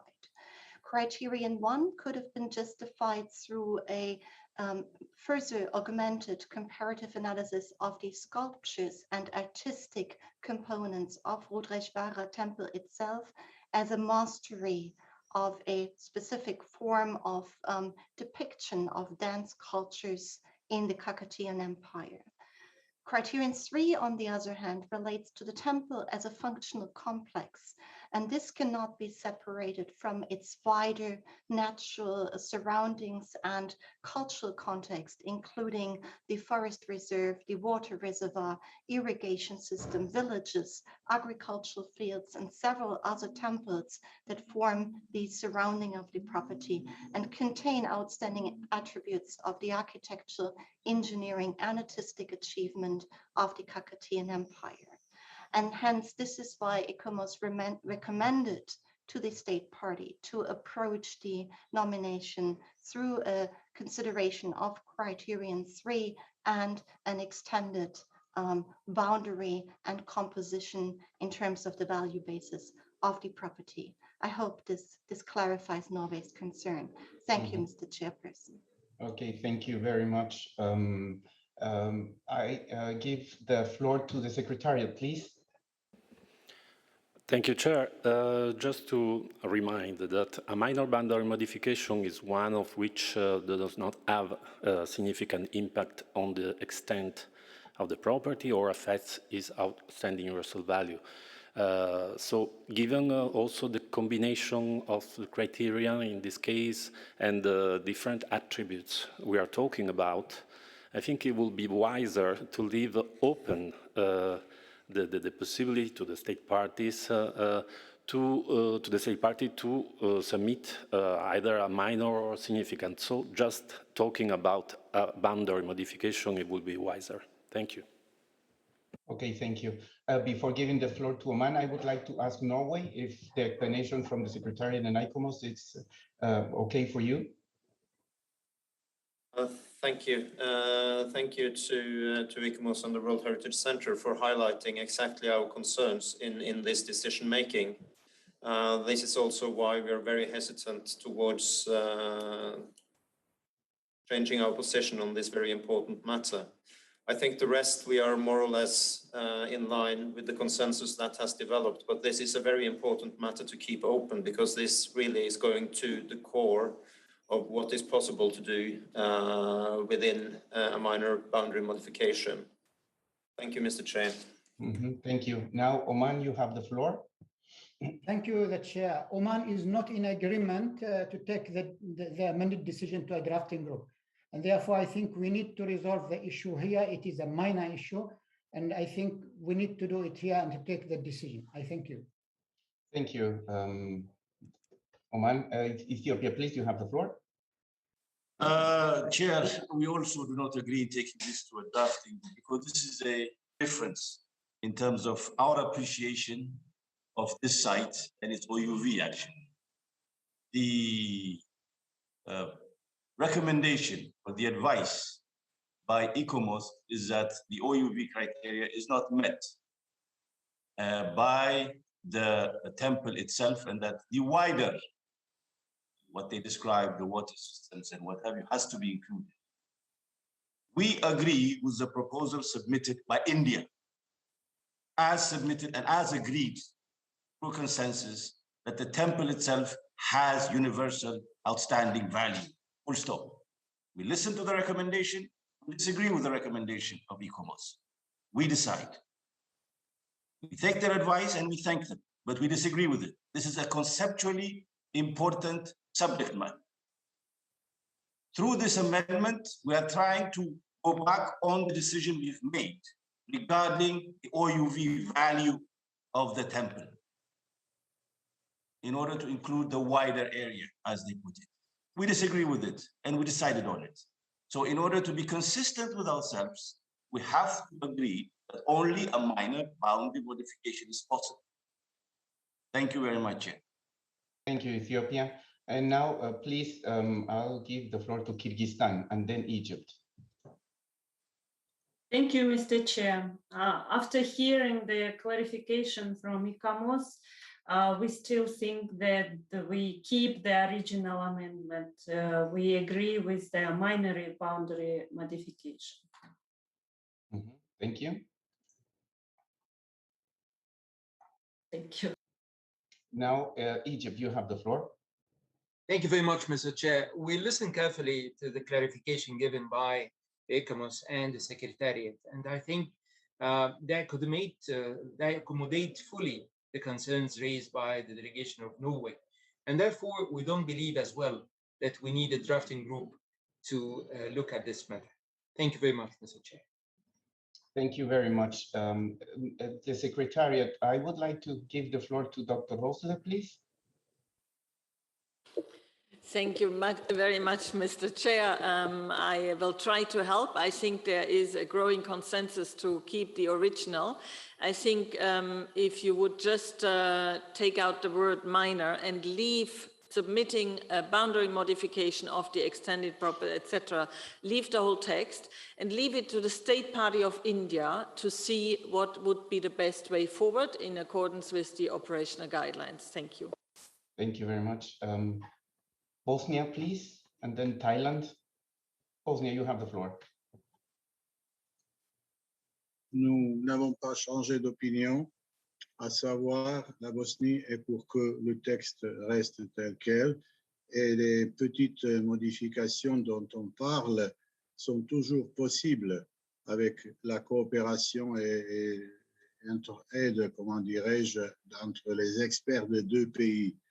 Pourtant, il y a des choses qui appartiennent à l'État qui propose l'inscription et c'est à l'État lui-même de décider concernant les frontières, je veux dire, le monument tel quel a une importance, a une valeur exceptionnelle, universelle exceptionnelle. Et il n'y a pas de doute là-dessus. Je vous remercie. Thank you, Bosnia. Thailand, please.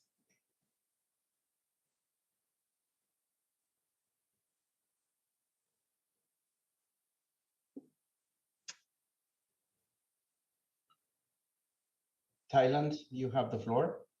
Thank you, Mr. Chairperson. The Thai delegation would like to support the original amendment as proposed by Ethiopia. We believe that there is an emerging consensus on this issue, and we don't think there's a need to go into a drafting group. Thank you, Mr. Chairman. Guatemala, please, you have the floor.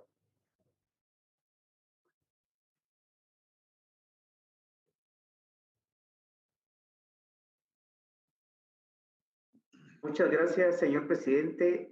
Agradecemos la asesoría que la Secretaría ha dado y estaríamos de acuerdo de aceptar la enmienda original si se elimina la palabra menor, porque justamente ese es el aspecto que el Estado parte debe definir y tiene la capacidad y tiene el derecho de definirlo. Muchas gracias.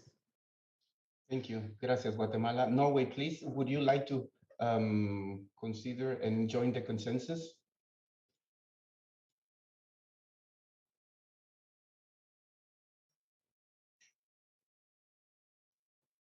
Norway, please, you have the floor.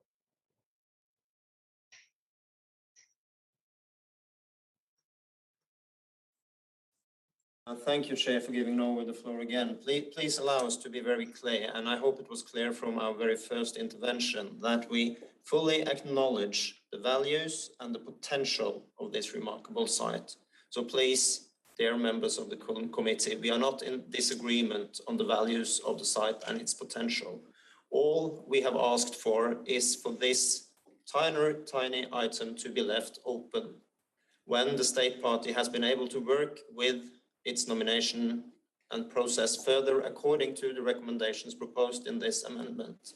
It could be possible to see if it's possible to solve this matter through a minor boundary modification or if it requires a significant boundary modification, but that should be up to the process the state party is initiating. That is all we ask for, that it is left open. Thank you, Mr. Chair. Thank you, Norway. Ethiopia, please. Thank you very much. And let me also thank both Norway and the director for their flexibility. So long as we maintain the initial amendment by taking out just the word minor, we are comfortable with it. For us, that is acceptable. That would give, as was said by Norway, the flexibility needed, and it gives proper and due recognition to the universal value of the site as proposed by India, with which we have agreed. So we can live with taking out just the word minor and maintaining the original draft as a consensus. Thank you, Chair. Thank you, Ethiopia, very much. Brazil, please, you have the floor. Thank you, Mr. Chairman. I would like to thank the Secretary and Mrs. Rosar for this suggestion to delete the word minor.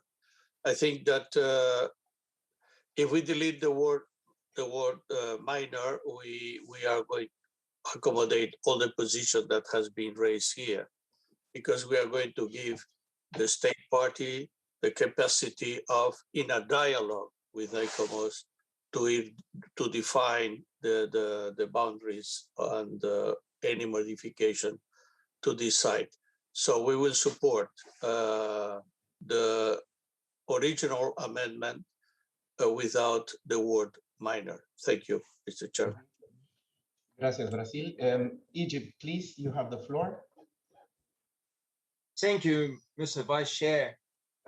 We also believe that the proposal made by Dr. Rosler is very acceptable and could accommodate the concerns of everyone. So we strongly support it, and we think it could be a good compromise. Thank you very much. Thank you, Egypt. Norway? Thank you, Mr. Chair. And we wish to thank all the distinguished colleagues and also the director of the World Heritage Center for making this proposal, which we can fully agree on. Thank you. Thank you very much, Norway. So therefore, Mr. Rapporteur, can we just go back to the paragraph and apply the consensus? Of course, Mr. Chair, just for diligence, I'm reading it again. Submitting a boundary modification of the extended boundaries of the property and the buffer zone with a view to including relevant wider context of the Rudreshwara Ramappa temple. Okay, agreed. Adopted. Next, please.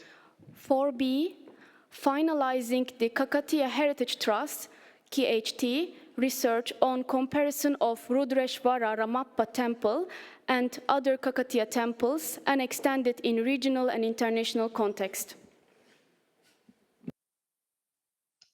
Agreed. Approved.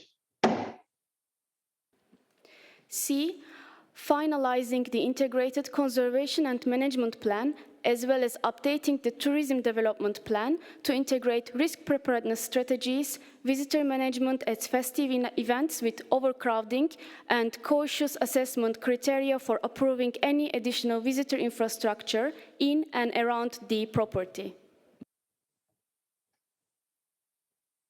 Agreed. Approved. Next. D, ensure the constitution and functioning of Palampet Special Area Development Authority in order to provide effective management and adequate protection. And in here we have an insertion proposed by Norway to all attributes of the larger dharmic and functional temple complex, and then we continue with the original, the buffer zone and all supporting Kakatiya period features and features. Agreed. Approved. Next, please. E, expanding the programmed conservation approach to cover the additional architectural and engineering features, including Ramappa Lake Bund, the water distribution and irrigation channels, and the smaller temples in the wider temple setting. Agreed. Approved. Next. 4F, undertaking heritage impact assessment for any projects located near the property, in particular the development projects near the Ramappa Lake. Agreed. Approved. Next, please. G, providing a schedule and detailed methodology for the reassembly and conservation of Kameshwara temple following the principle of anastylosis. Agreed. Approved. Next, please. H, undertaking capacity building for local community and the temple priest so that they have the necessary skills to contribute to the management of the property.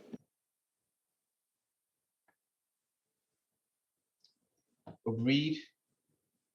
Approved. Next, please.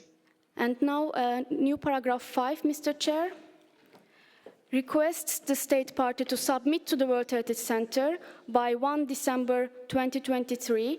In here, we have an insertion proposed by Norway and the proposed to change the date to 2022, a report on the implementation of the above-mentioned recommendations for discussion by the World Heritage Committee at its 46th session. This is the standard continuation of the paragraph, Mr. Chair.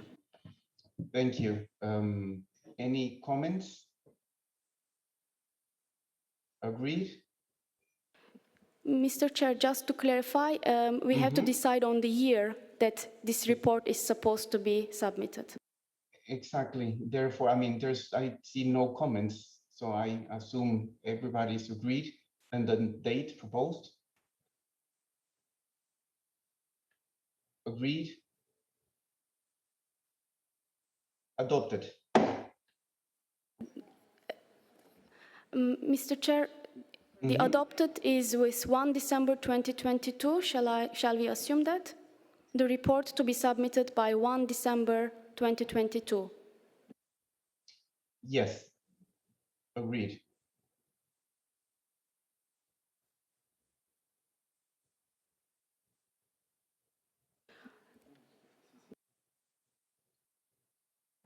Now, I see that we have gone through all of the paragraphs of the amendment, and then I would like to declare draft decision 44.8b.12 adopted as amended.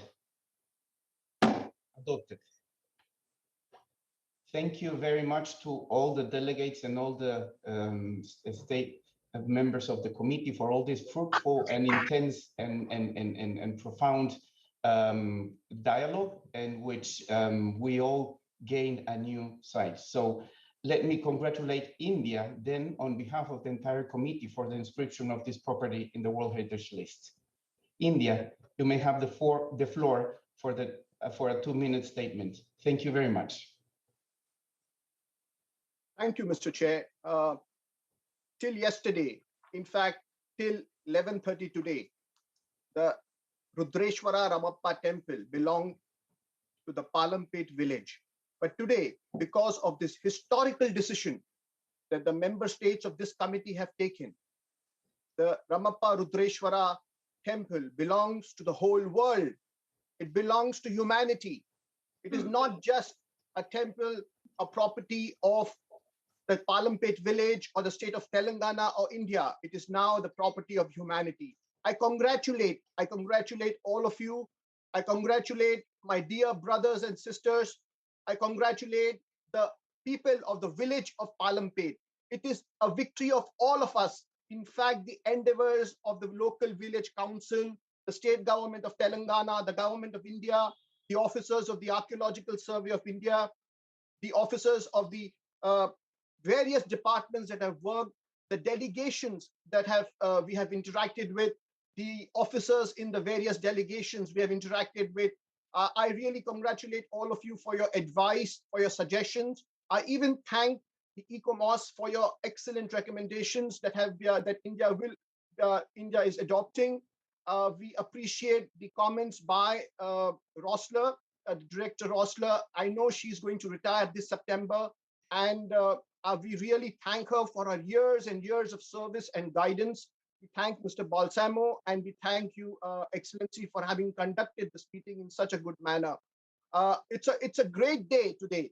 It's a great day, and I know the 1.38 billion people of India are rejoicing along with the whole world. Thank you so much, everybody. I cannot have words to express my thanks anymore. Thank you so much. Thank you, Mr. Chair. Thank you, India, and thank you all of you. Let's continue with our agenda.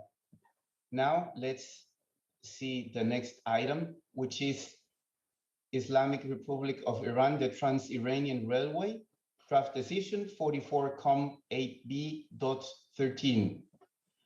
I now invite ICOMOS to present the nomination Trans-Iranian Railway in Islamic Republic of Iran. But before I do so, I'll give the floor to the Secretary. Please, Mr. Balsamo, you have the floor.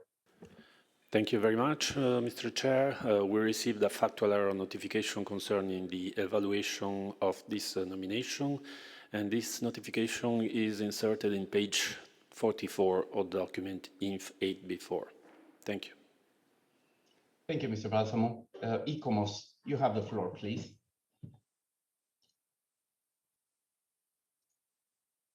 This is the presentation of the ICOMOS evaluation of Trans-Iranian Railway, Islamic Republic of Iran.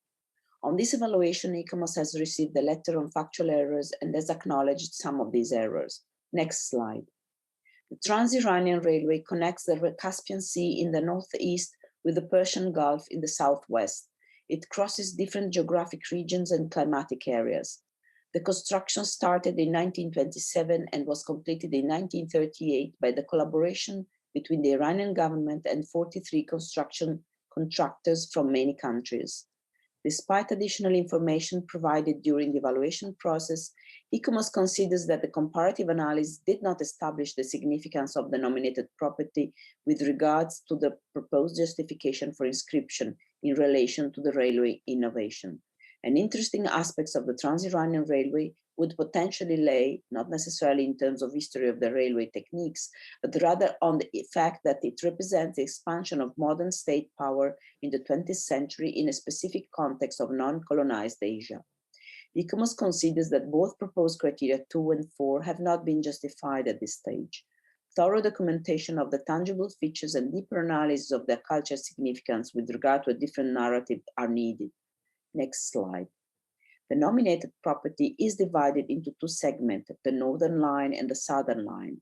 It is 1,394 kilometers long and typically 34 meters wide, including bridges, tunnels, stations, and ancillary buildings. The property is flanked by a buffer zone and a landscape zone. ICOMOS considers that the boundaries of the nominated property and of its buffer zone and landscape zones are adequate, and the condition of integrity and authenticity have been met. Next slide. The property is registered on the national list and enjoys the highest level of national protection. The buffer zone and the landscape zone are protected by the Department of Environmental Law. The main conservation challenge is to balance measures that address the safety and operational viability of the railway on the one hand, and the conservation of the heritage features on the other hand. Next slide. In summary, the comparative analysis does not justify consideration of this property for the World Heritage List, and criteria 2 and 4 have not been demonstrated at this stage. Protection of the nominated property can be considered adequate, but its management is not adequate at this stage. A balance should be sought between the operational aspects of the railway and the conservation of the heritage values of the nominated property. The Iranian Cultural Heritage, Handicrafts, and Tourism Organization should be given an effective position in the main decision-making level of the management of the property. An overall conservation management plan should be created for the nominated property, including the railway, as well as the historical and architectural associated features. Next slide. To conclude, ICOMOS recommends that the Trans-Iranian Railway, Islamic Republic of Iran, be deferred for the following main reasons. The need to reformulate and expand the scope of the nomination to focus on the role of the Trans-Iranian Railway in the modernization of the country. This requires a revision of the comparative analysis, the justification for inscriptions, and the criteria, focusing on the most appropriate ones. The need for a complete inventory and the deep analysis of the cultural significance of all tangible features of the property, the need to establish a conservation plan and to reconsider the organizational hierarchy to ensure that decision-making regarding the nominated property's cultural heritage is positioned at the most effective level. ICOMOS has included a number of further recommendations in the draft decision to aid the long-term conservation of the property.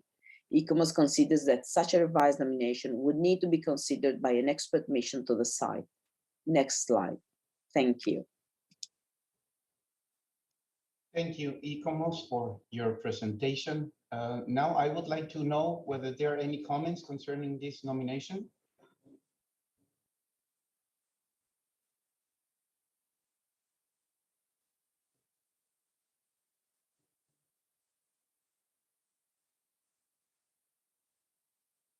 Okay, thank you. Let's go then to the delegate of Kyrgyzstan. Thank you very much, Mr. Chair. The value and significance of the Trans-Iranian Railway from the perspective of the creative aspects of technology have made it an important heritage illustrating the transformation into modernity in the Middle East and Central Asia. TIR exhibits an exceptional scale in the field of mountain railways due to its extensive work extending from the north to the south of the Iranian plateau has led to cultural diversities along this range, in which many of these communities and settlements were not accessible before its construction. TIR has a cultural bridge and multi-dimensional corridor between Eurasia in north and the Arab countries, Indian subcontinent, East Asia, and East Africa. There is no doubt that this railway is not only a highlight of world's railway and transportation engineering history, but also is an inseparable part of Iranian history and heritage. The innovative technological and engineering achievements in the early 20th century in the region are clearly visible following the construction of this railway in its many bridges, tunnels, and other related constructions, which were built at different altitudes with various gradients. All these technical achievements, as well as the social, economic, industrial, and cultural growth of Iran and the region, in addition to international trade and transactions, are undeniable. Given the various historical, cultural, and technical references, as well as the significant role of the TIR in a certain period of contemporary history, these examples of the significance of this property lead us to believe that the TIR meets all requirements of OUV. The evaluation report of ICOMOS indicates the potential and positive aspects of the TIR for inscription.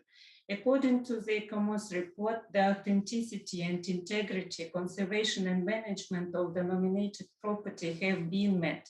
And as a recommendation regarding the management plan were clarified in the additional information submitted by the state party.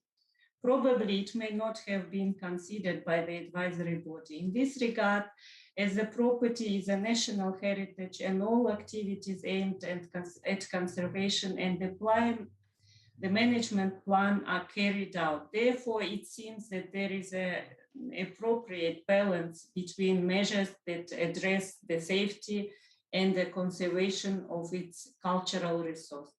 We believe that the strong commitment of the state party for the conservation of the outstanding universal value, management, integrity, and authenticity of this property in an area under developmental pressure is remarkable.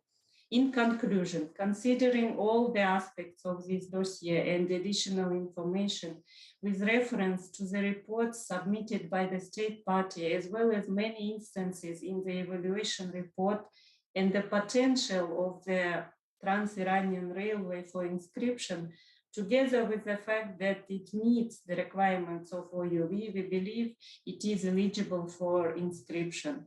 Thus, we strongly support the Trans-Iranian Railway for inscription on the World Heritage List. Thank you, Mr. Chair. Thank you, Kyrgyzstan. Norway, please, you have the floor.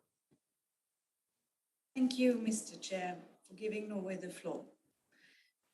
For all train admirers, this proposed nomination must be of extraordinary interest with engineering knowledge overcoming nature. Despite the engaging story and interesting tangible culture connected to the Trans-Iranian Railway, advisory body has pointed out that the nomination dossier needs a reorientation to fulfill the proposed criteria 2 and 4, and that there is only some potential in criteria 4, the way we understand it.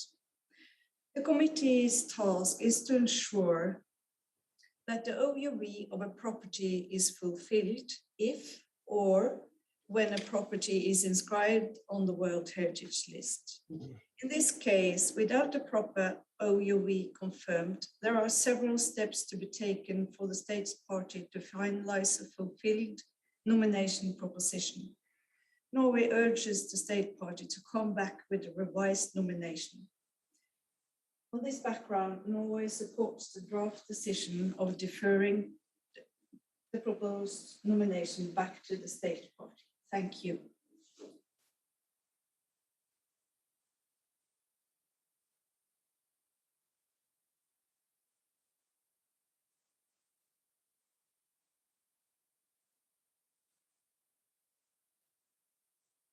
Australia, please, you have the floor. Thank you, Chair.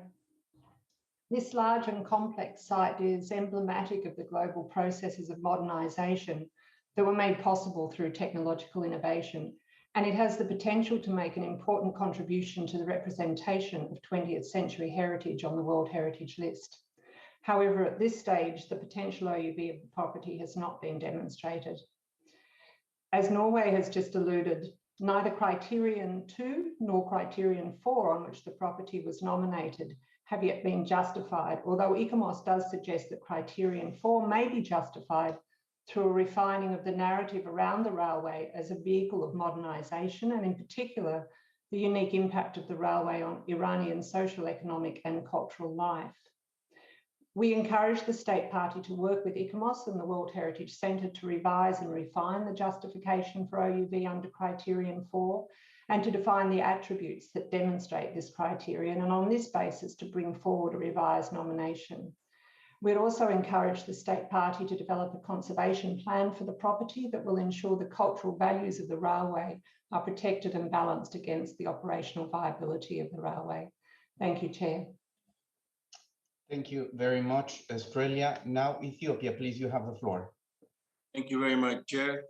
We support the amendments put forward by Kyrgyzstan and agree that this unique site should be in our World Heritage List for the reasons that have been mentioned by my colleague from Kyrgyzstan. The authenticity and the integrity is beyond dispute.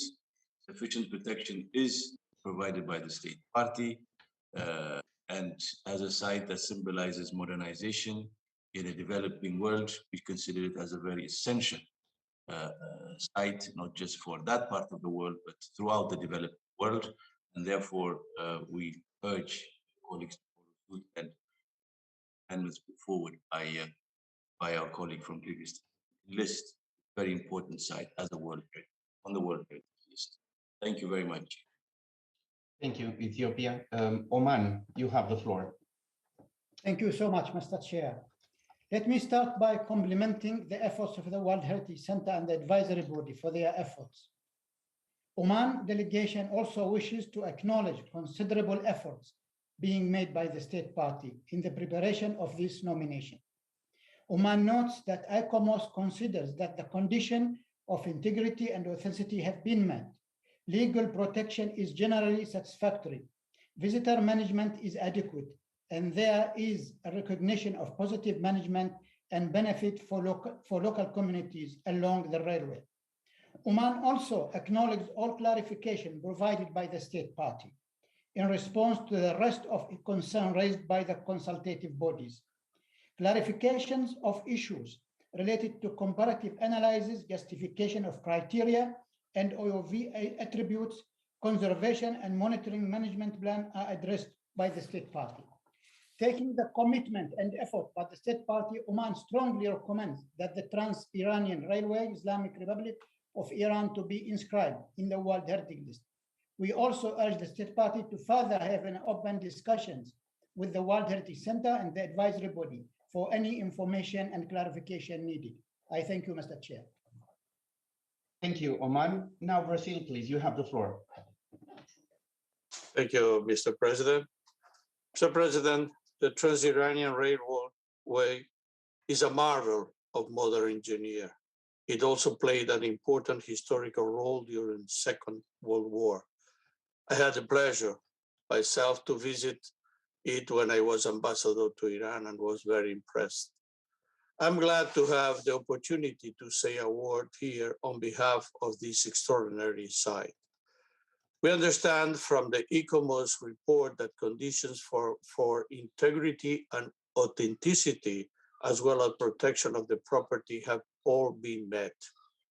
According to the document, there are improvements to be made on the part of the management system, which needs to balance conservation measures with the requirement of a railway that remains in activity, but that should not constitute an obstacle for inscription, rather an additional reason for recognition of the importance of the railway. The real question here is whether the property has the necessary attributes for outstanding universal value.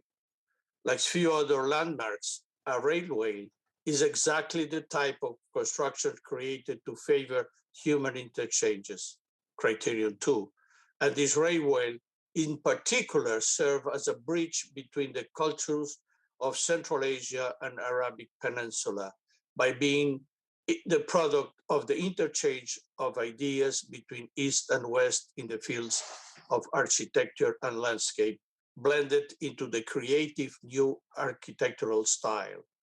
It also unequivocally represents a major step in history, the human, technical, and economic transformation that West Asia underwent in the early 20th century, criterion 4. In our view, the inscription of the Trans-Iranian Railway in the World Heritage List is well merited and well justified. We firmly support the amendment proposed by Kyrgyzstan. Thank you, Mr. Chairman. Thank you, Brazil. I just would like to make a small recommendation, please, in the sake of time and efficiency. If you have raised your hand and you have the same comments as previous speakers, please make it shortly. Thank you very much for your understanding. Now I give the floor to the Russian Federation, please. Thank you, Mr. Chair. Our experts have analyzed the nomination Trans-Iranian Railway and consider it to be a very interesting project which has high potential and merits, and we would very much like to see it on World Heritage List. It is not the first time when properties associated with railways are inscribed. At this moment, there are about 10 such properties, including functioning railways in Austria, India, Switzerland, and Italy. Trans-Iranian Railway is unique by its technical and engineering aspects, its strategic significance, as well as being an important milestone in the modernization and integration of the country. It is about 1,400 kilometers long. It crosses 4 different climate zones and has hundreds of bridges and tunnels, some of them extremely sophisticated from technical viewpoint. This railway has also historic significance since it connects Persian Gulf with Caspian Sea. It was used by the Allies during the Second World War to supply food to the Soviet Union. Moreover, this railway has important intercultural significance because it serves to connect many regions and subcultures.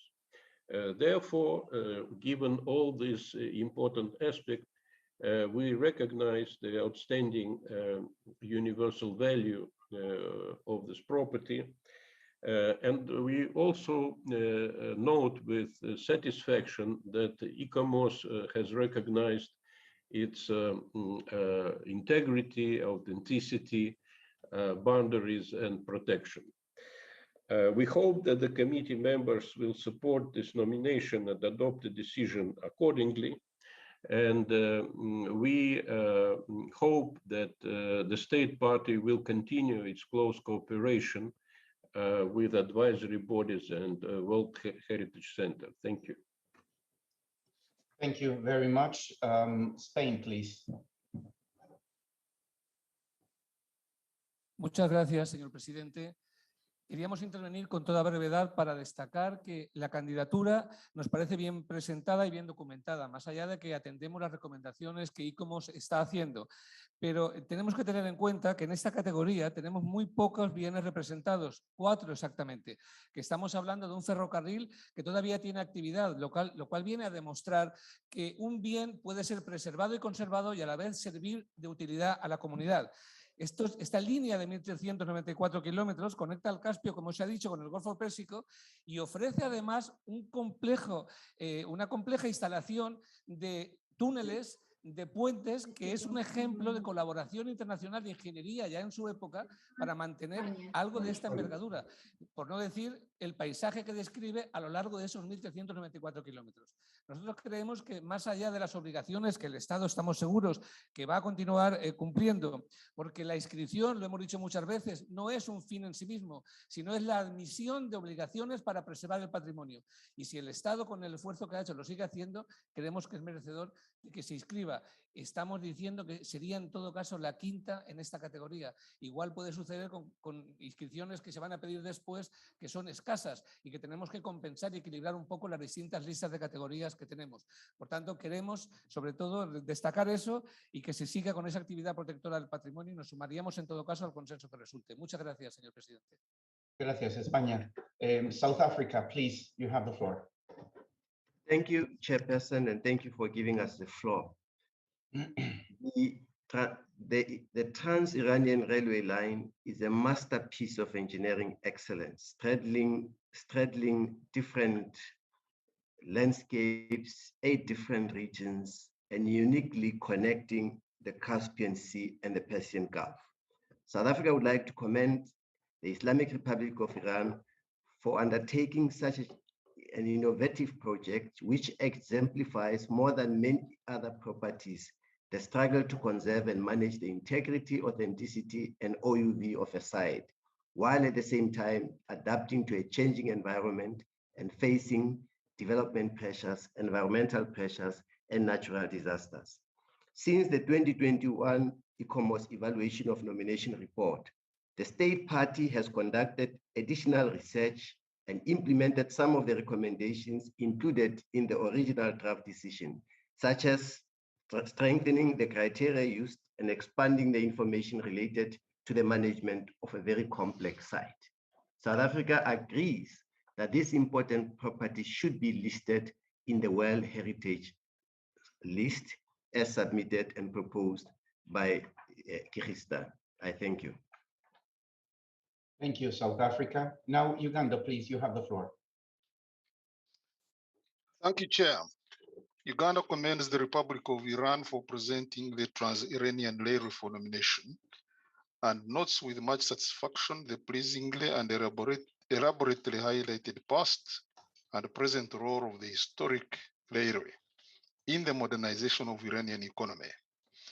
The accompanying statement of outstanding universal value conveys a richly and factually constituted justification for its inscription on the World Heritage List instead of deferring its inscription as suggested by draft decision 44-8B.13. Chair, the property's inherent pieces of built heritage spanning over 100 railway stations, numerous tunnels, small and large bridges, and historic industrial and utility elements, together with other varied engineering heritage ingredients, demonstrate unique technological, architectural, cultural, and social characteristics and masterpieces of national air transport engineering.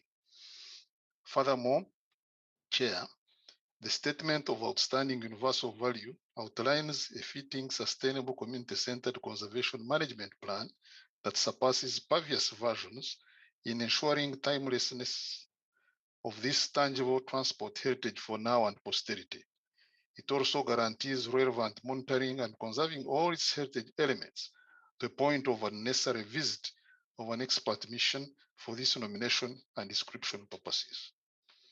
For this reason, Chair, Uganda joins previous speakers in supporting the amendments to draft decision 44 8B13 with no further hesitation and strengthen henceforth inscribe the Trans-Iranian layer on the World Heritage List. I submit, Chair.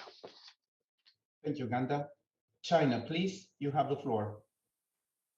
Thank you, Mr. Chair. We thank the State Party of Iran for nominating this valuable asset for inscription on the list of the World Heritage. China has carefully studied and evaluated the reports of the advisory bodies and additional information provided by the State Party of Iran. We hold the view that it meets the criteria 2 and 4. The Trans-Iranian Railway is a good example of the interchange of human values. It gives rise to a mixture of Iranian Western architectural style. It also contributes to the economy and trade growth by speeding up transportation, which led to the revival cultural historical routes such as the Silk Road and the spies in Central and West Asia during the early 20th century and later on with the European countries. The integrity of the Trans-Iranian Railway has been preserved with the proposed core zone and contains all the characteristics of its OUV. The Trans-Iranian Railway is a living and dynamic industrial and engineering structure that enjoys a high degree of authenticity.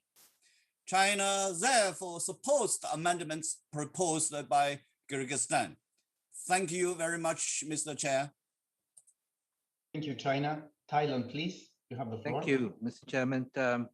Thailand welcomes the nomination of the Trans-Iranian Railway. The railway has played an important role in the social, economic, industrial, and cultural growth of Iran, as well as serving as an important route for international trade, promoting cultural interactions with Western Asian countries and beyond. Mr. Chairman, my delegation would like to take this opportunity to address a few specific questions to the State Party of Iran. First, how has the comparative analysis been done? Second, what is the state of management of this property? And third, what role has the Trans-Iranian Railway played in the modernization of the country? Thank you, Mr. Chairman. Thank you very much, Thailand. Hungary, please, you have the floor. Dear Mr. Chair, Hungary believes that the Trans-Iranian Railway is a unique site in the sense of that it is a mixture of Iranian Western architecture, industrial styles, and on the other hand, because it was constructed in the framework of an international project, including many architects and engineers from all over the world. The Trans-Iranian Railway has a very unique architectural style since its buildings and connected infrastructure combine the architectural value of Eastern and Western culture. In this sense, this is the very first industrial World Heritage Site of Iran. The railway connects the abandoned territories of Iran through its way along from the Caspian Sea, the Persian Gulf, thus connecting that so far isolated people. Its cultural, political, as well as its economical value is therefore outstanding. Iran has made substantial and remarkable efforts to comply with the recommendations of ECOMOS and it is fully committed to continue its work. In the view of the above, Hungary supports the amendment submitted by Kyrgyzstan regarding the extension of the property on the World Heritage List. Thank you. Thank you, Hungary. Bosnia, please, you have the floor.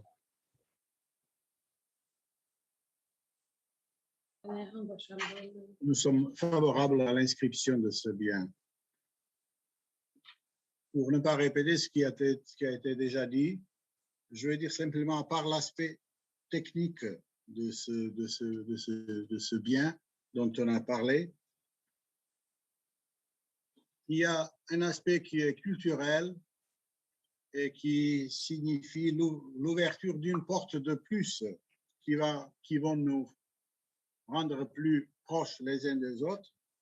Et je suis dans l'attente d'ouverture d'autres portes, que ce soit en Asie, en Afrique et ailleurs dans le monde,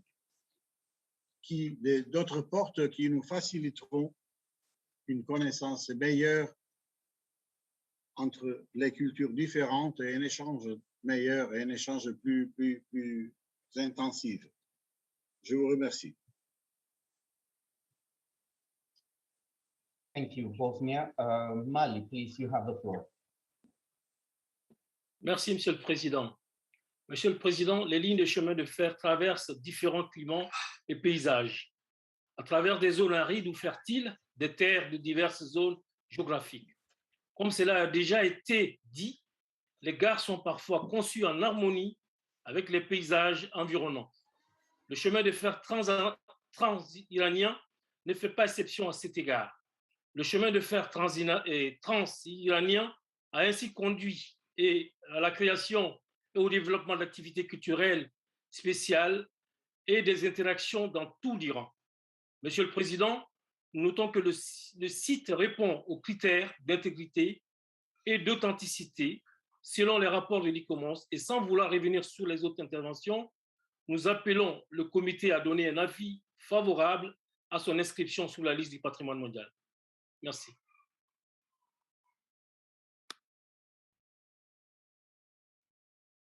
Thank you very much. Thank you for your comments. Please, I will ask ICOMOS to answer and to take the floor. Please, ICOMOS, go ahead.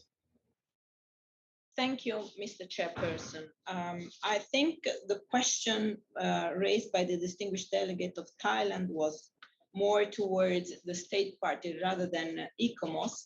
In any case, ICOMOS might pick this opportunity to clarify its position concerning the potential of the property and to recognizing also that there is an emerging consensus towards inscription of this property among committee members.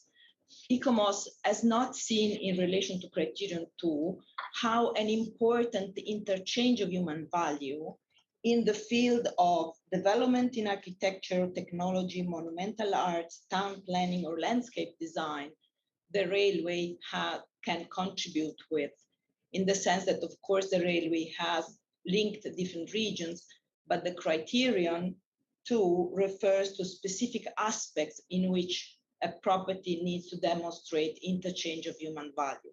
That is why the ICOMOS has not seen this criterion to be potentially justified also in the future.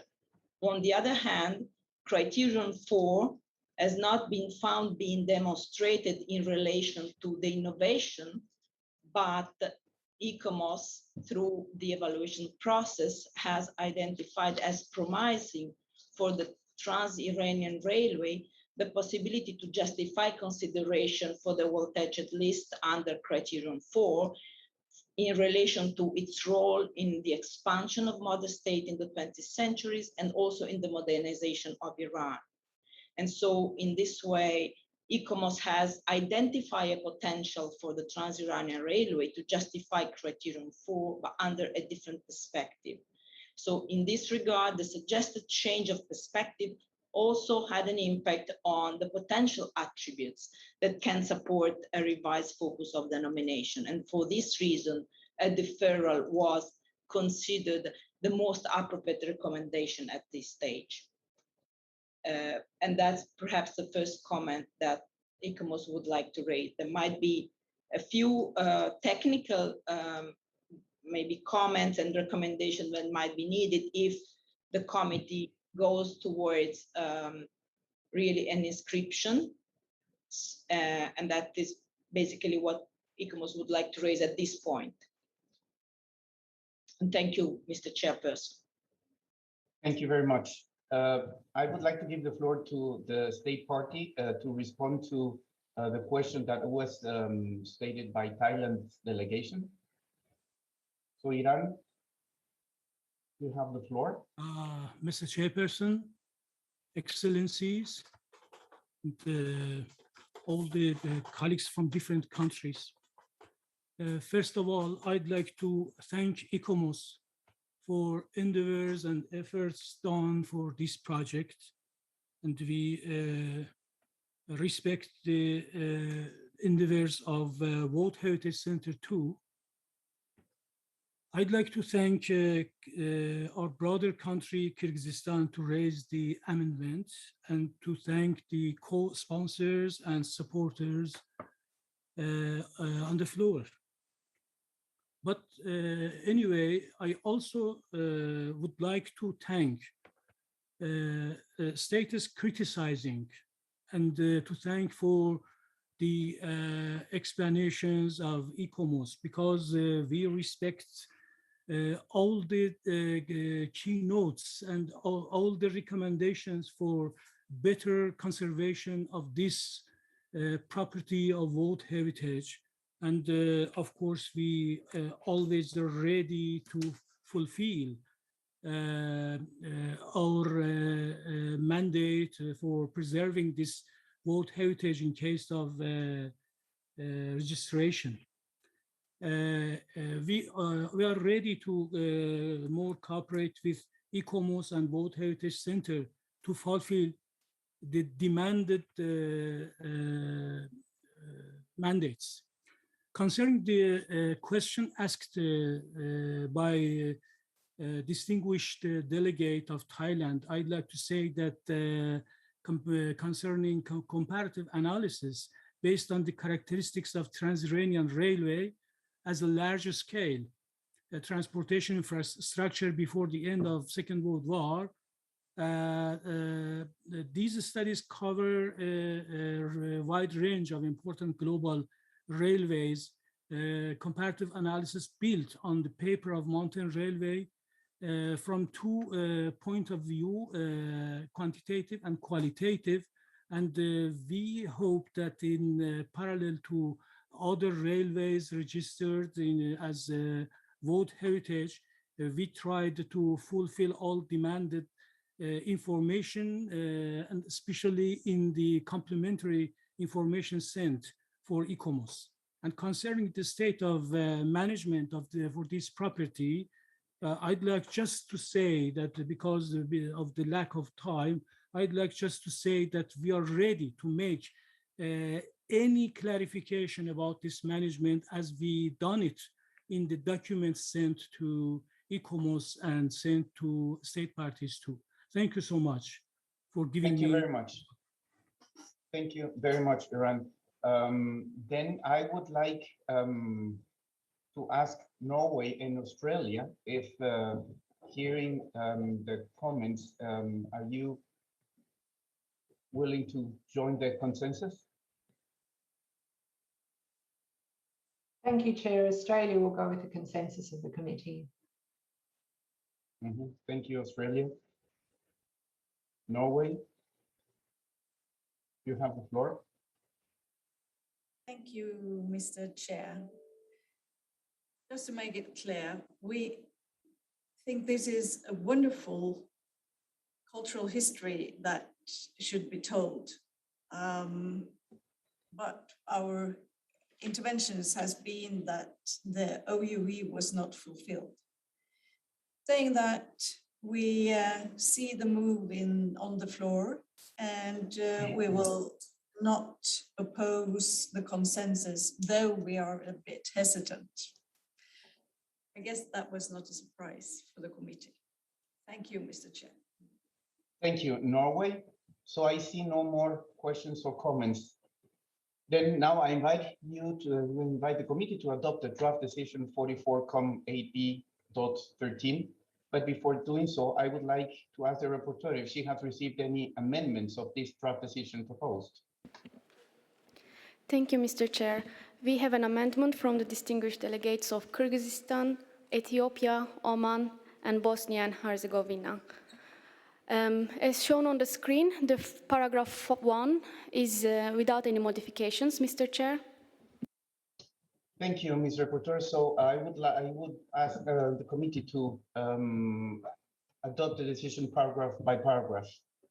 So paragraph 1, agreed, adopted. Next, please. Paragraph 2 inscribes Trans-Iranian Railway, Islamic Republic of Iran, on the World Heritage List on the basis of criteria 2 and 4. Agreed. Adopted. Next, please. Paragraph 3 takes note of the following provisional statement of outstanding universal value. Then we have here brief synthesis. Can we scroll down? Yes, please. Criterion 2, criterion 4, integrity, authenticity, and protection and management requirements. This is the end of paragraph 3, Mr. Chair. Paragraph 3, agreed. Adopted. Paragraph 4 recommends that the state party give consideration to the following: documenting, monitoring, and conserving the historic buildings and other elements that are no longer in use. B, preparing a heritage impact assessment of the planned electrification of the Tehran, Garmsar, Bandar-e-Torkaman line. C, encouraging community involvement by means of the full and effective participation of a wide variety of stakeholders and rights holders. Thank you. I see Norway who would like to take the floor. Please, Norway, you have the floor.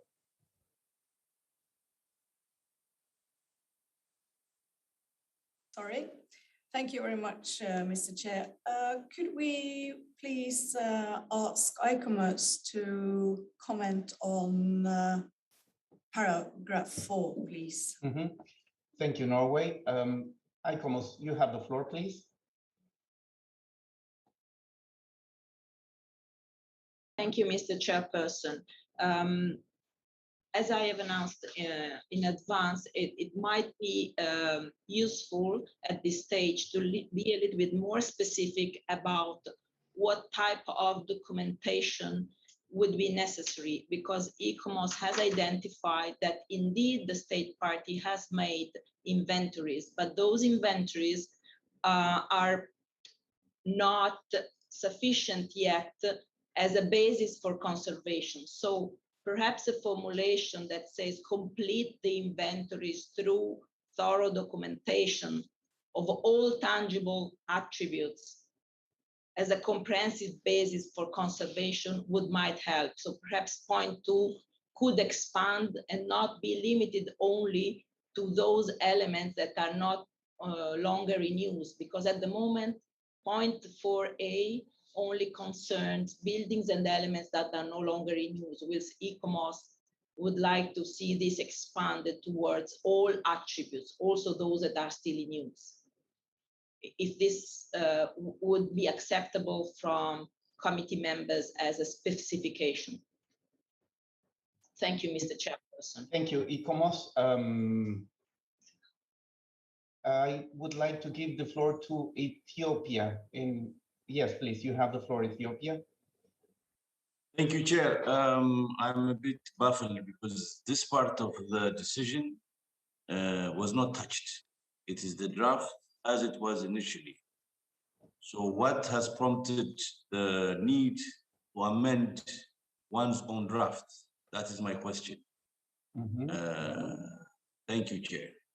Thank you, Ethiopia. Australia, please, you have the floor. Thank you, Chair. I'm a little confused because we can't see the original draft decision on here. As far as I understand, this was not part of the original draft decision. I thought that there was another paragraph B, 4B, and a paragraph 4D and E in the original decision, and they don't appear to be on the screen at the moment. Thank you. Thank you, Australia. Oman, please, you have the floor. Thank you very much. I go with Ethiopia. We think this is the original paragraph and recommendation. Otherwise, we need explanation from the rapporteur. Thank you. Yes, please. Kyrgyzstan, you have the floor. Thank you, Mr. Chair. Just to clarify that this new paragraph 4 is new, actually. There were different A, B, C, and D in the original, and E in the original document. And therefore, we can see what can be taken from the ICOMOS's information, what can be taken into a new paragraph 4. Okay, thank you. Thank you, Mr. Chair. Thank you. I see the hand of Ethiopia. Do you have the floor, Ethiopia? Since we are getting more and more confused, just to have clarity, if we can have on the screen the original draft, and then also the proposed amendment in blue, the beautiful blue that we have all the time when there's a new proposal, so that we can be clear what is added, subtracted to the paragraph. Thank you. Yes, thank you. Ms. Rapporteur, do we have it in the screen to be more concise, and also if you have received ICOMOS recommendations? Thank you, Mr.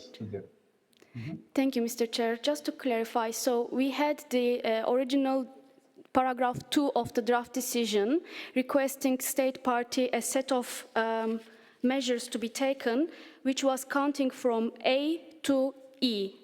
But with the inscription, this part was deleted with the amendment received. And then we have the additional recommendations, A to C, which was included in the original draft decision. So, but in line with what ICOMOS mentioned, I can see that it was in the original paragraph 2B. And if it is agreeable to the committee, we can add to the recommendations to the state party to completing the inventory,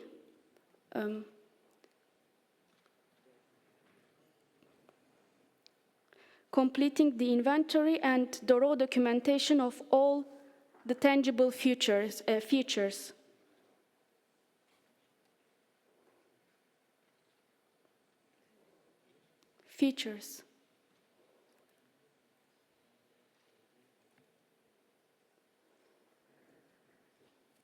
Okay, ICOMOS, you have the floor, please. Is it goes with your recommendations? Thank you, Mr. Chairperson. This recommendation indeed was part of a paragraph that has been excluded, deleted with the proposed description. What ICOMOS would like to retain from this paragraph 2.b, as the rapporteur has kindly read out, is the create or at least complete the inventory and thorough documentation of tangible features that that could address the cultural heritage elements with the same level of detail as the engineering elements, meaning that would serve the purpose of the conservation of all these elements. There is the central part that was referred, which consider the deep analyze their cultural significance in relation. This can be skipped because belong to the new approach that ICOMOS was suggesting. But what remained valid is the development and completement of an inventory useful for the conservation of all tangible features and the cultural heritage elements of the Trans-Iranian Railway. Thank you, Ikomos. Kyrgyzstan, you have the floor. Thank you, Mr. Chair. We agree with the amendment proposed by rapporteur. Thank you, Mr. Chair.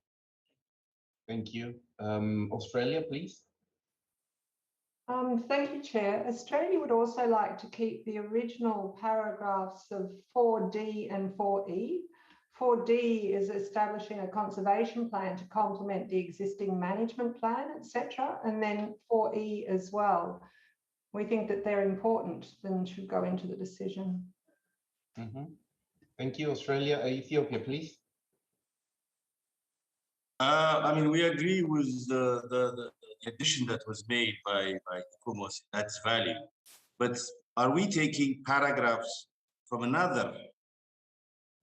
Are we taking sub-paragraphs from another paragraph and adding it in? Because that's what I think we're doing, which is not correct in terms of procedure. This was not included in para 4. The previous paragraphs have already been adopted. Therefore, we can suggest new paragraph, but we cannot say this was in the original paragraph 4. That's not correct. Please. Thank you. Thank you, Ethiopia, for that clarification. Norway, you have the floor, please. Thank you very much, Chair. We would like to echo Australia in this case. And as we understand it, the paragraph 4 was deleted in the amendment sent by Kyrgyzstan. Thank you. Thank you. Mr. Rapporteur, can we see the draft and see how is it going according to what the distinguished delegate from Ethiopia suggested? Mr. Chair, to clarify, as the paragraphs proceed, we have the recommendations always at the end for the inscription decision. So if we are going to take some parts from the requesting paragraphs, then we just repeat it in this paragraph 4. So it is not going to be going back, but just adding to the recommendations in here, as also suggested by Australia and Norway. And just to complete, Mr. Chair, the previous paragraph, because it is now incomplete, and completing the inventories through thorough documentation of all tangible features, which to address the cultural elements with the, such as buildings, to address the cultural elements, in brackets, such as buildings,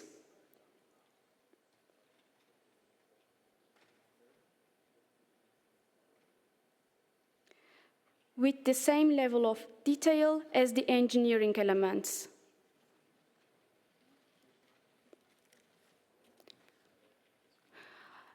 I would actually suggest this as a new sub-paragraph, not to be added to B, but it is of course up to the members of the committee, Mr. Chair. Thank you, Mr. Rapporteur. Ikomos, you have the floor. Thank you very much, Mr. Chairperson. Since the draft decision and the recommendation include the preparation of a heritage impact assessment for the planned electrification of the Terangam-Sarbandar-Torkaman line, and since this was a recommendation from ICOMOS when ICOMOS was recommending the property for deferral, becoming an inscription, it might be helpful to have a final point that demands the state party to report back and transmit this report, the Heritage Impact Assessment report to the World Heritage Center for evaluation, and perhaps the standard recommendation under which these type of nominations, when nomination not recommended for inscription, become an inscription to have a report back by a certain date, as I think it has been recommended in a number of cases so far for other similar situations. Thank you, Ikomos. Oman, please, you have the floor.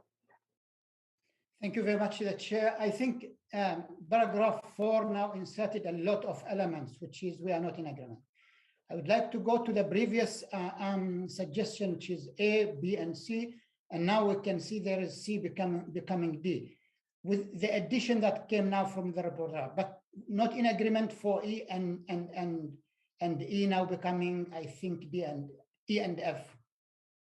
I think we should stick with the previous 3 elements that is in the addition, what the rapporteur added. Thank you.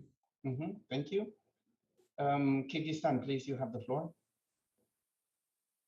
Thank you, Mr. Chair, for giving me the floor. I would like to comment on 4E new, yes. Yeah, I agree with the honorable delegate from Oman that we can delete this because the establishing of a conservation plan has been done already, and it was in my intervention. And I think, and we think that reconsidering the organization of hierarchy to ensure, and this should be deleted too, because this is too much detail.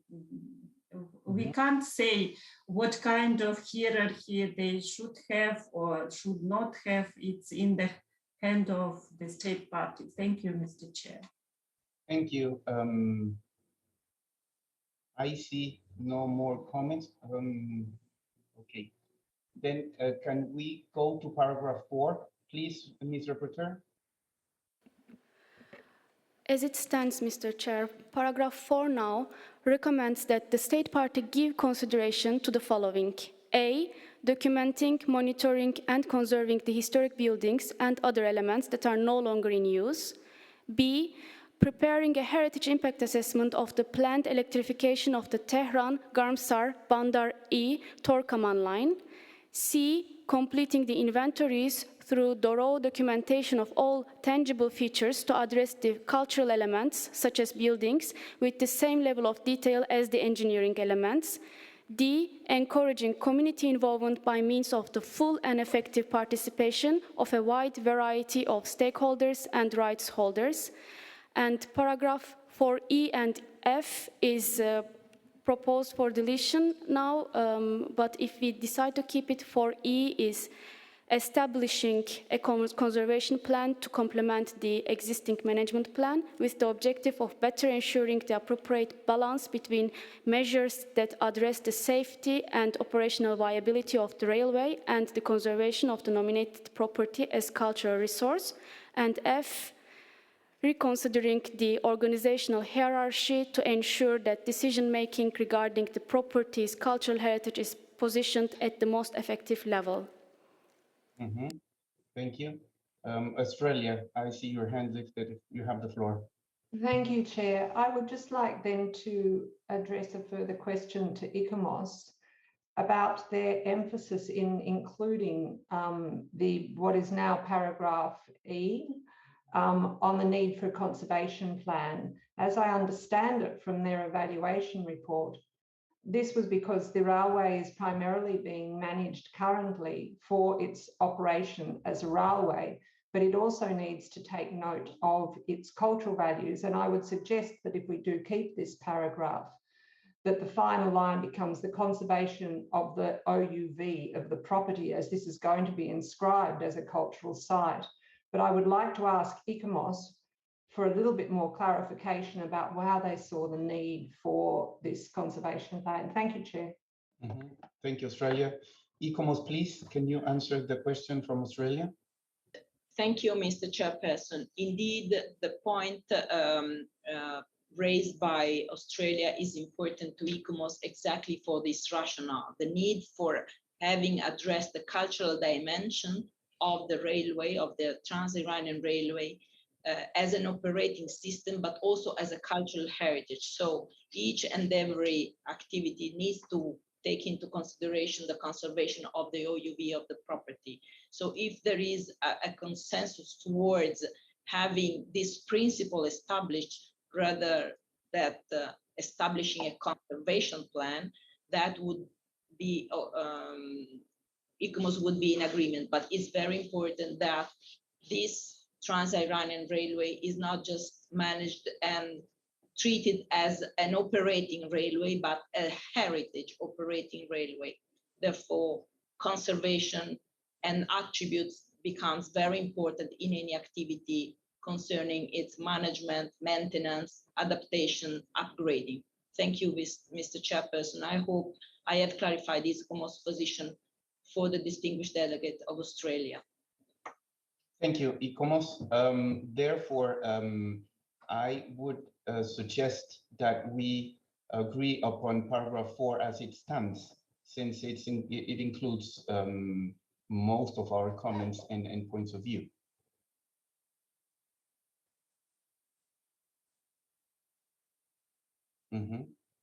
Kyrgyzstan, please. Thank you, Thank you, Mr. Chair, and sorry for taking the floor again. Can we ask then the state party to clarify the question of management and conserving the property? Is it stays only as a operating railway, but also it is managed as a heritage railway? Okay, thank you, Can we ask Kyrgyzstan. this question? Okay. Thank you. Thank you, Kyrgyzstan. Iran, can you answer the question, please? Yes, Chairperson, Excellencies.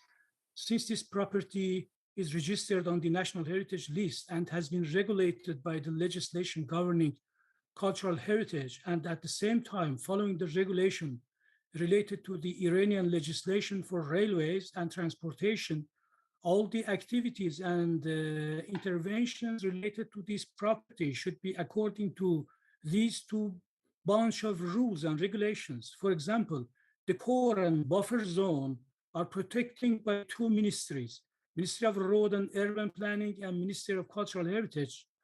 As the Trans-Iranian Railway is an operational railway with freightage and passenger functions, Islamic Iranian Railway Company is the main responsible for applying the management plan and conservation and protection of the property as well.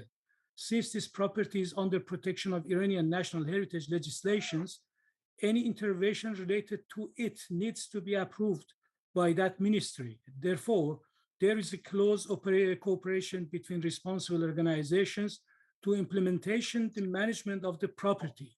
Thank you. Thank you very much. South Africa, you have the floor. Yeah, Chairperson, I thought that was my understanding from a report by ICOMOS that this property is protected at the high level. And with the clarification that the state party has provided, we see no need to retain this paragraph D. Thank you. Oman, please, you have the floor.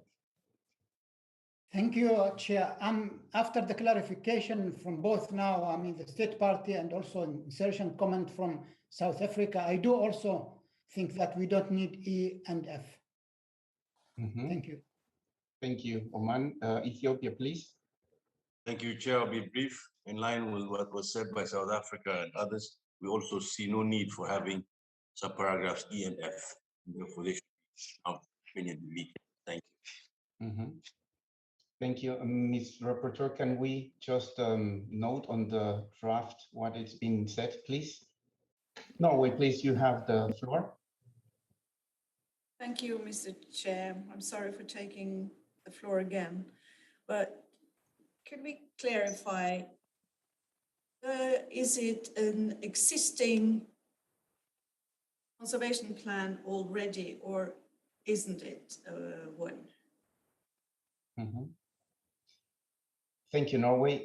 Iran, can you respond to the question, please?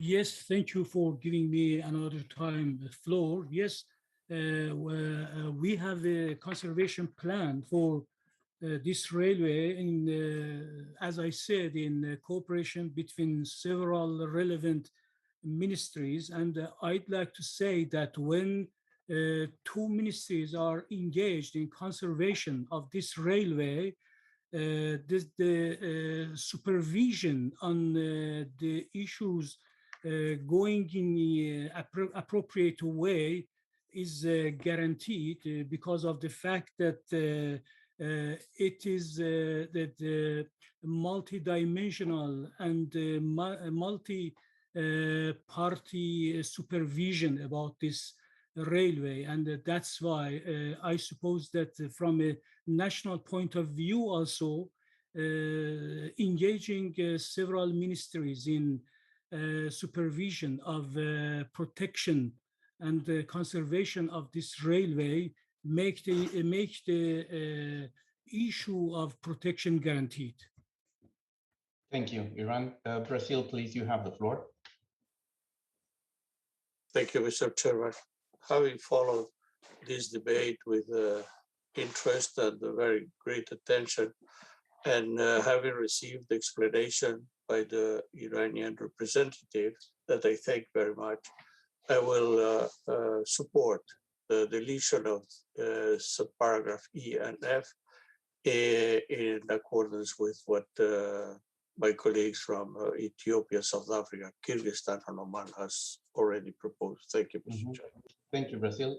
Australia, would you agree with the Thank consensus? you, Chair. Having heard that clarification from the State Party now, I'm happy to go with the consensus and delete those two paragraphs. Thanks. Thank you, Australia. Therefore, we have paragraph 4 as amended so far. So if we all agree with it, so I see no comments, so it's adopted. Mr. Chair. Yes, I'm please, sorry. terribly sorry, but we have the standard text as the last paragraph requesting an update report. I wanted to check if the committee members would like to add that standard text as shown on the screen. Thank you, Ms. Rapporteur. Exactly, that was something that it was requested to be added. So can you read, please, paragraph 5 as proposed? Of course. New paragraph 5 requests the State Party to submit to the World Heritage Center by 1 December 2022 a report on the implementation of the above-mentioned recommendations for examination by the World Heritage Committee at its 46th session. I see 2 hands lifted. Kyrgyzstan, please, you have the floor. Thank you, Mr. Chair. Yes, we agree with the standard ending. Thank you, Kyrgyzstan. Norway? Thank you for giving Have the us floor. the floor again. Yes, we support this final paragraph. Thank you. Thank you. So new paragraph 5 as agreed, adopted. Therefore, I don't see any more comments. I therefore declare draft decision 44-8B13 adopted as amended. Again, I would like to thank you all for this intense and good dialogue and understanding. Let me congratulate the Islamic Republic of Iran on behalf of the entire committee for this inscription of this property on the World Heritage List. Iran, you have the floor for the brief 2-minute statement. Thank you very much. Thank you. Mr. Chairperson, distinguished committee members, excellencies, dear colleagues. Please allow me to express my gratitude to you, Mr. Chair, for your very wise leadership of this session. I would like to avail myself on this opportunity to extend my sincere thanks to the distinguished committee members, as well as World Heritage Center, Dr. Rossler and her colleagues, and as well as the related advisory body, namely ICOMOS, for the endeavors devoted to our nomination, the Trans-Iranian Railway. I express my particular thanks to the Republic of Kyrgyzstan for its sponsorship, as well as to other co-sponsors of the nomination and supporters, and to all the committee members who have supported it which has culminated in its successful inscription. The Trans-Iranian Railway, as outstanding manifestation of the industrial heritage of humanity, narrates the story of international know-how and experience and its interaction with Iranian architectural and industrial knowledge. The Trans-Iranian Railway dates back to the beginning of the Qajar dynasty and showcases the inception of industrial transformations in the region, while having a considerable impact on regional socio-economic, cultural, and political transformations. It is my pleasure to congratulate the world community along with the Iranian nation on this auspicious occasion, marking the inscription of the Trans-Iranian Railway on the World Heritage List. I take pride in the fact that Iran is considered among the active participants of the 1972 convention, and I'm convinced that this inscription, among many others, will contribute toward both respect for the preservation and safeguarding of the heritage of humanity and increased awareness of the concept of the universal value. Mr. Chairperson, I would like to bring my brief address to an end by once again expressing our gratitude to the host country, the People's Republic of China, for so successfully hosting this most productive extended sessions of the World Heritage Committee. Thank you so much. Thank you, Iran. This has been quite intense and prolonged dialogue. I then suggest that we all take a 5-minute technical pause. Thank you very much.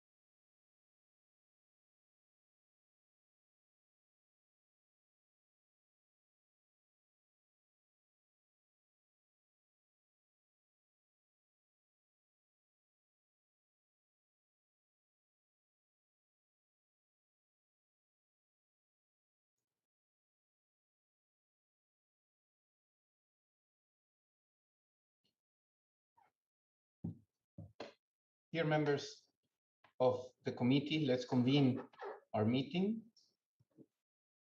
And let's continue with item 44.8b.14. Now, I invite ICOMOS to present the nomination Dear Stone Monuments and Related Sites, the Heart of the Bronze Age Culture in Mongolia. But before I give the floor to the Secretariat, Mr. Balsamo, please, you have the floor. Thank you very much, Mr. Chair. I think we have the item on Ohrid. Just to tell you that we have the documents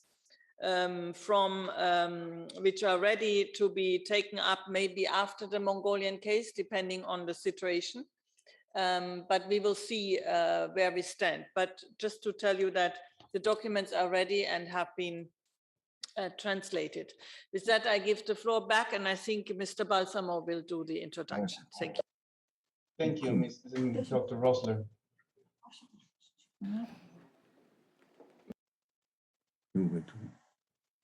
Mr. Balsamo, please, you have the floor. Thank you, Chair. I think we are on the nomination of Mongolia, Dear Stone Monuments and Related Sites, the Art of Bronze Age Culture. And this is to say that we received a factual error notification concerning the evaluation of this nomination. And this is to be found on page 48 of document INF 8B4. Thank you. Thank you, Mr. Balsamo. ICOMOS, you have the floor. This is the presentation of the ICOMOS evaluation of the Dear Stone Monuments and Related Sites, the Heart of Bronze Age Culture, Mongolia. On this evaluation, ICOMOS has received a letter on factual errors. Next slide. The serial property of Dear Stone Monuments and Related Sites includes numerous examples of high-quality megalithic monumental art created by Eurasian nomadic peoples, related to ceremonial and funerary culture, and located in the context of complexes that include kirgusurs or burial mounds. The Dear Stone monuments exhibit an extraordinary variety of both highly stylized and representational engravings of stags. While the comparative analysis justifies consideration of this property for the World Heritage List, the analysis should be consolidated with clear criteria used consistently and clearly articulated and presented. Next slide. The serial nominated property is located in central Mongolia and was originally composed of 3 component parts. After exchanges between the State Party and ICOMOS, a 4th component has been added. With this new configuration, the nomination should be updated in terms of new areas for the property and buffer zones. The conditions of authenticity and integrity for the whole series, as well as the component parts, have been met. Next slide. The protection and management need improvement. Risk management and tourism plans should be completed. The protection administration should be staffed and resourced, and the management plan fully implemented. The local community should be supported in effective protection and management. Conservation measures could be appropriate, but additional measures should be considered. No further re-erection of deer stones should be undertaken without a robust conservation methodology. Next slide.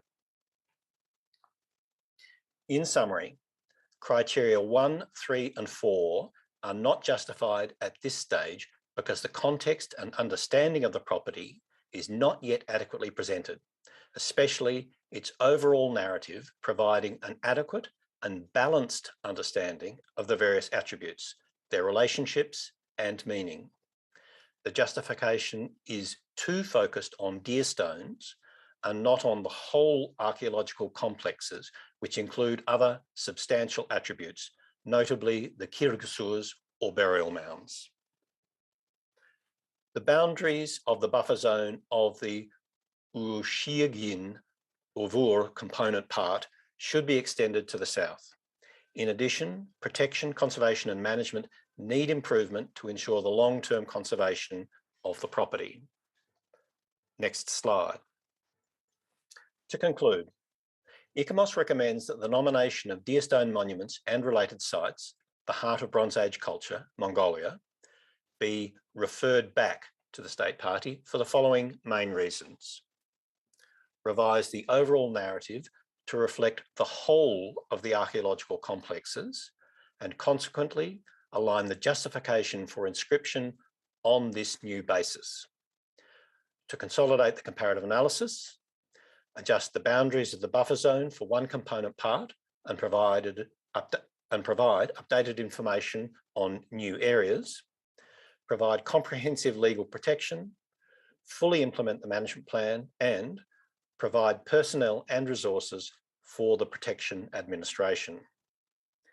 ICOMOS has included further recommendations in the draft decision to aid the long-term conservation of the property.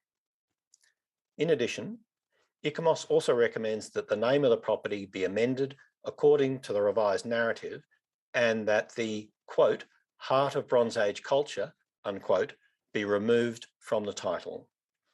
Next slide. Thank you. Thank you, ICOMOS. I would like then to ask if there's any comment for the nomination. I see none. Then therefore, let's proceed to the decision, to the draft decision. Oh, I see a hand. Australia, please, you have the floor.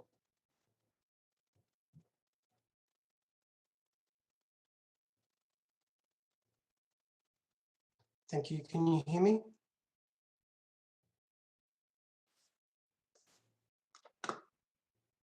Thank you, Mr. Chair. I'd just like to make a brief statement in relation to this property, and I understand the time of the committee is very important. Australia would like to recognise the considerable efforts of the State Party to date in preparing a nomination for the property and commend them for bringing forward the nomination to the World Heritage List for the property of deer stone monuments and related sites. It is clear to Australia that the State Party has been engaging with ICOMOS and the World Heritage Centre in a collaborative manner to address queries and to respond to requests for additional information, and that they should be highly commended for engaging in such a positive manner. Australia would like to encourage the State Party to undertake the activities requested in the draft decision and to discuss and wishes to express. That's it. Sorry.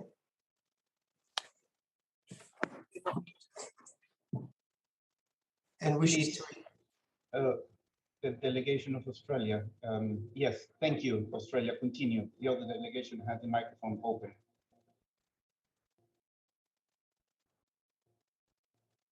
Okay, we're having some technical problems. Norway, please, you have the floor. Thank you very much, Mr. Chair. We just would like to endorse the State Party of Mongolia for loyally following the advice given by the advisory bodies. Norway wish the Honourable State Party every success with revising the proposed nomination in accordance with the recommendation in the draft decision. Thank you, Mr. Chair. Thank you, Norway. Australia, we go back to you since for the technical problems before. Thank you. Thank you, Mr. Chair.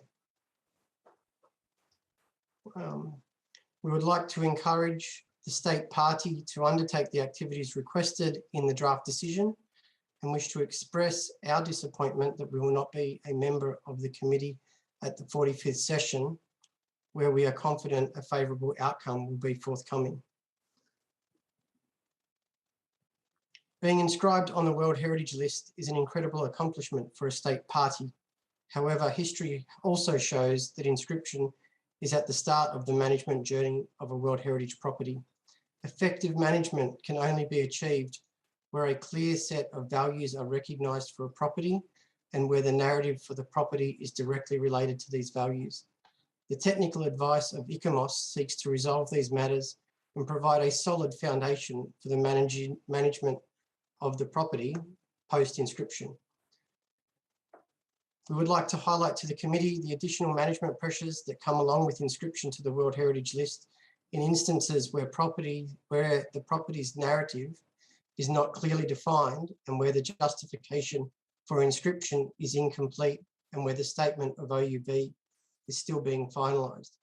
We encourage the State Party of Mongolia to see the value in an additional period to crystallise these matters and commend them for choosing to work within the operational guidelines and for respecting the integrity of the overall nomination and inscription process. On this basis, Australia is supportive of the draft decision as proposed. Thank you, Mr. Chair. Thank you very much. So as I don't see more comments, then I invite you to adopt decision 44.8b.13.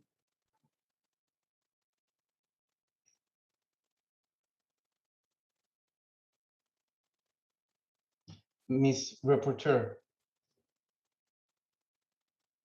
have you received any amendments of the draft decision proposed? We have no amendments for this decision, Mr. Chair. Thank you. So I propose that we adopt this decision as a whole. If there's no comments and it's agreement, then it's adopted. Therefore, I declare draft decision 44.8b.14 adopted as amended. Thank you very much. And now I would like to give the floor to the President of the Republic of China. Thank you very much. Thank you. Excellency, Mr. Gross, thank you very much for presenting over the nominations just now. And notably, thank you for congratulating China on behalf of the entire committee. Dear committee members, let's proceed with our agenda items. We will start with the only item 7B left, which is the natural and the cultural heritage of the Orit region. Before this, I give the floor to Mongolia. You have the floor. Thank you very much, Mr. Chairperson. State Party of Mongolia is highly grateful to the World Heritage Committee and ICOMOS for the valuable and comprehensive recommendations on the DS stone monuments in the related sites nomination. We are taking the advisory body's recommendations. Firstly, the government of Mongolia has organized the Mongolian National World Heritage Committee meeting to discuss the detailed ways to implement the recommendations. Secondly, as a result, the government of Mongolia has formed a special working group, including representatives from all relevant ministries, such as Ministry of Natural Environment and Tourism, Ministry of Urban Development, Ministry of Foreign Affairs, and Ministry of Culture, which have been working on directly implementing the recommendations of the advisory bodies until today. Thirdly, our government agrees with ICOMOS culture from the nomination title. Fourthly, we have taken action to relocate the Tian Hotel in Ushkin area to outside of the buffer zone. On fifth, Mongolia is taking comprehensive legal protection on DS stones in accordance with our law on cultural heritage protection, as well as the World Heritage Convention's operational guidelines. Local authorities have strengthened its protective measures around the area. This nomination was to be discussed in 2020, but got postponed due to the pandemic. Notwithstanding, we are grateful that deer stone monuments, which is the 80% of total deer stones are in Mongolia, is being discussed today by this session. As this nomination is very significant, Mongolia will keep working on taking necessary measures to implement the recommendations. We strongly believe that this crucial site will be inscribed in the next 45th session. Thank you very much, Mr. Chairperson, World Heritage Committee members and advisory bodies. Thank you. Thank you for your comment. Dear colleagues, you will remember that on Friday, we established a draft group on their decision for natural and cultural heritage of the Ohrid region. I understand that an agreed text has been prepared by the members of the draft group with the assistance of the Secretariat and the advisory bodies, and that this text is now ready for us to look at in both languages. I therefore invite you to adopt the draft decision 44-7B.77 concerning this property. But before doing so, I'd like to ask the rapporteur to take through the text. Ms. Rapporteur, you have the floor. Thank you, Mr. Chair. The agreed text of the draft decision 44-7B.77 is shown on the screen. It was distributed by email this morning as well. We haven't received any further amendments to it, Mr. Chair. If it is agreeable to you and to the members of the committee, in order to save time, I propose not to read the text, and you may wish to adopt it at once, Mr. Chair. Thank you. Okay, thank you. As said by Ms. Rapporteur, since it's a consensual text, I take it that we can adopt it at once. Any comments or objection?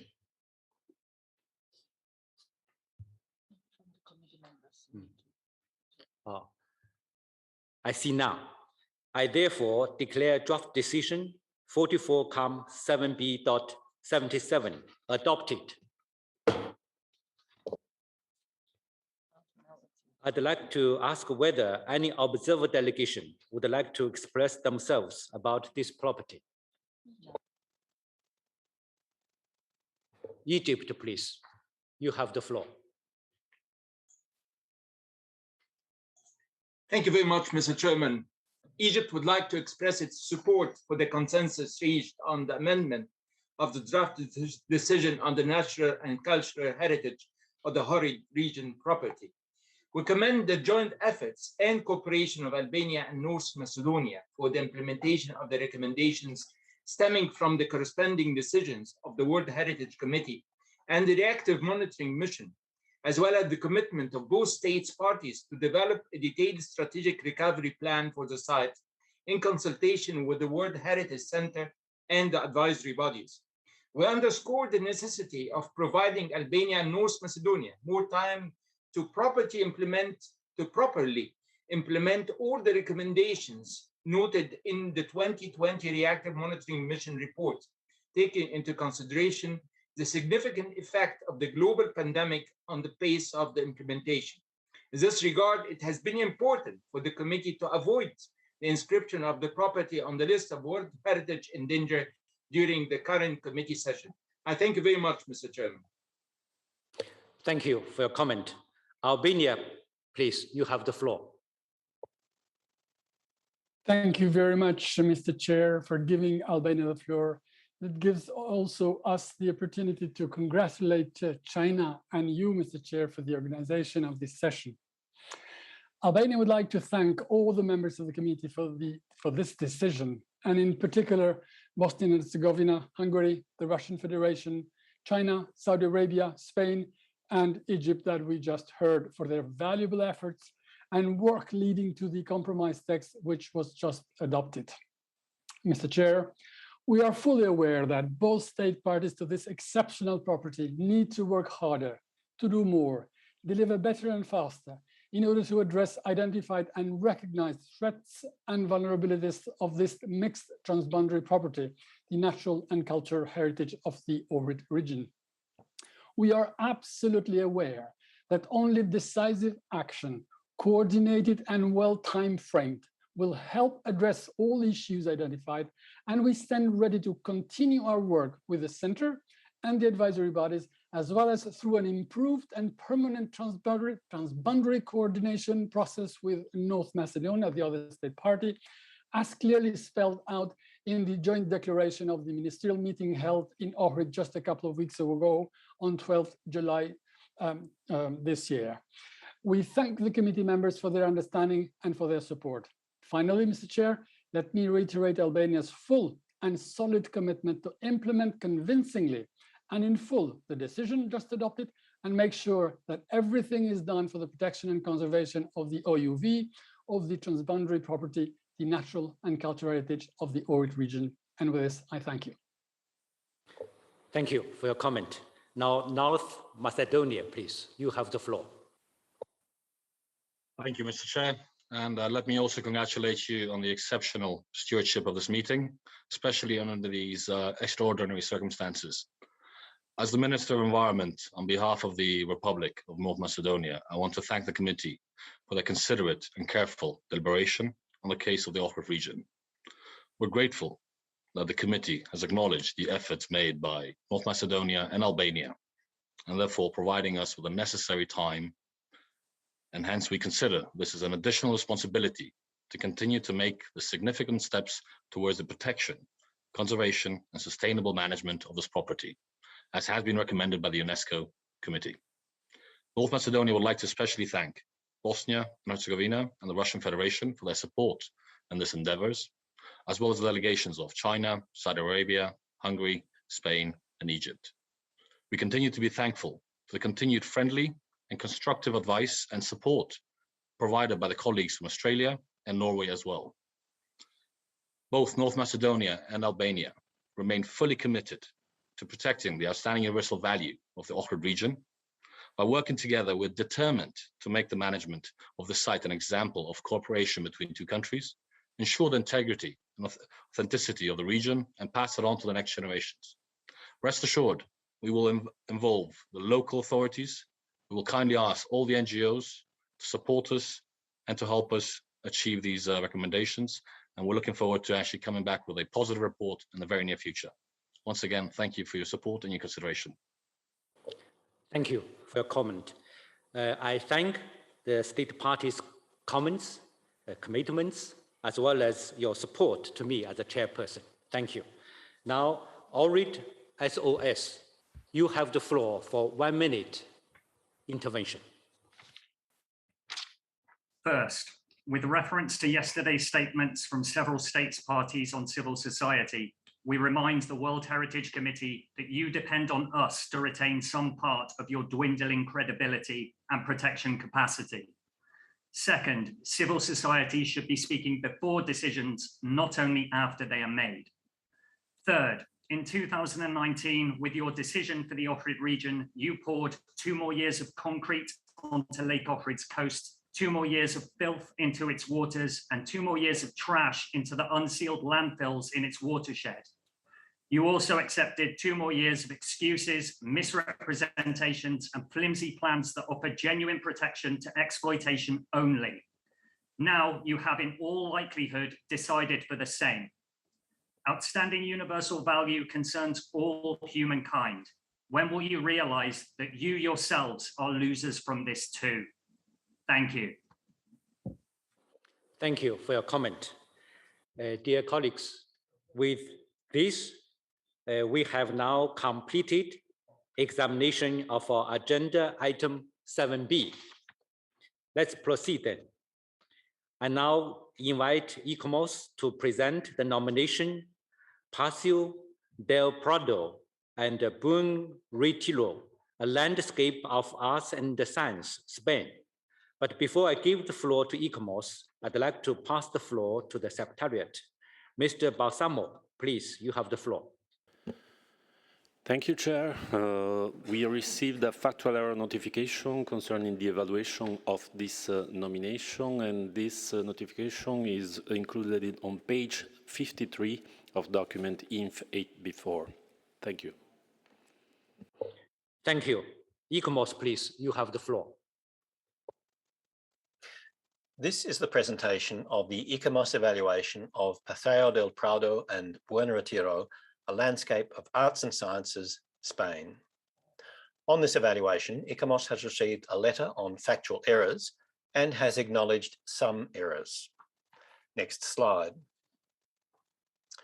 The nominated property of Paseo del Prado and Buen Retiro combines nature and culture in a 200-hectare park-like cultural landscape, which includes the prototype of a Hispanic Alameda or tree-lined avenue, as well as an example of a new idea of urban space and of an urban development model in the enlightened absolutist period of the 18th century. It illustrates the aspiration for a utopian society during the height of the Spanish Empire. The comparative analysis does not justify consideration of this property for the World Heritage List at this stage. ICOMOS does not consider that the property represents a new type or category of cultural landscape and does not consider that the methodology for the comparative analysis is appropriate. The proposed values and attributes are the result of an overly complex construct, allowing comparisons to be made with only parts of the property, but not with the whole. The proposed criteria have not been demonstrated for the nominated property. However, based on the materials presented by the state party during the evaluation process, ICOMOS considers that the Paseo del Prado could have the potential to meet criterion 2 and possibly also criterion 4 as a prototypical tree-lined avenue. This possibility will need to be further established through a robust comparative analysis. Next slide. The nominated property is located in the centre of Madrid and comprises the large former palace gardens, botanic gardens, a major tree-lined avenue or Alameda, and an inner urban neighbourhood. The nominated area has been revised in response to the interim report, and clarification should be provided on the inclusions or not of some facades and whole buildings into the new delineated area. No buffer zone has been proposed. The conditions of integrity have not been met at this stage because criteria have not been adequately justified, but the conditions of authenticity have been met. Next slide. Conservation measures are adequate, as well as the outlined structure and approach for the monitoring system, but it still needs to be further developed and implemented. The legal protection of historic gardens and buildings is sufficient, though could be strengthened, and a buffer zone should be defined. The management system appears satisfactory, although an interpretation strategy for the overall property should be developed and community involvement enhanced. Next slide. In summary, ICOMOS considers that the nominated property as a whole does not demonstrate a strong and consistent unifying theme that elevates it historically or in visual or design terms to outstanding universal value. The comparative analysis does not justify consideration of this property, and integrity is not demonstrated at this stage. None of the proposed criteria are justified at this stage. Criteria 2 and 4 could possibly be justified for the Paseo del Prado, but are not demonstrated at this stage. The boundaries are not adequate, and protection and management are adequate, but could be improved. Next slide. To conclude, ICOMOS recommends that the Paseo del Prado and Buen Retiro, a landscape of arts and sciences, Spain, be deferred for the following main reasons. Reconsider the nomination strategy for the property, focused on the concept of Hispanic Alameda or tree-lined avenues and its influences in Latin America and beyond. Revise the comparative analysis, justification for inscription, criteria and boundaries in the light of the revised focus of the nomination and delineate a buffer zone for the property. ICOMOS considers that such a revised nomination would need to be considered by an expert mission to the site. ICOMOS has included a number of further recommendations in the draft decision to aid the long-term conservation of the property. Next slide. Thank you. Thank you, ICOMOS, for your presentation. I'd like to know whether there are any comments concerning this nomination.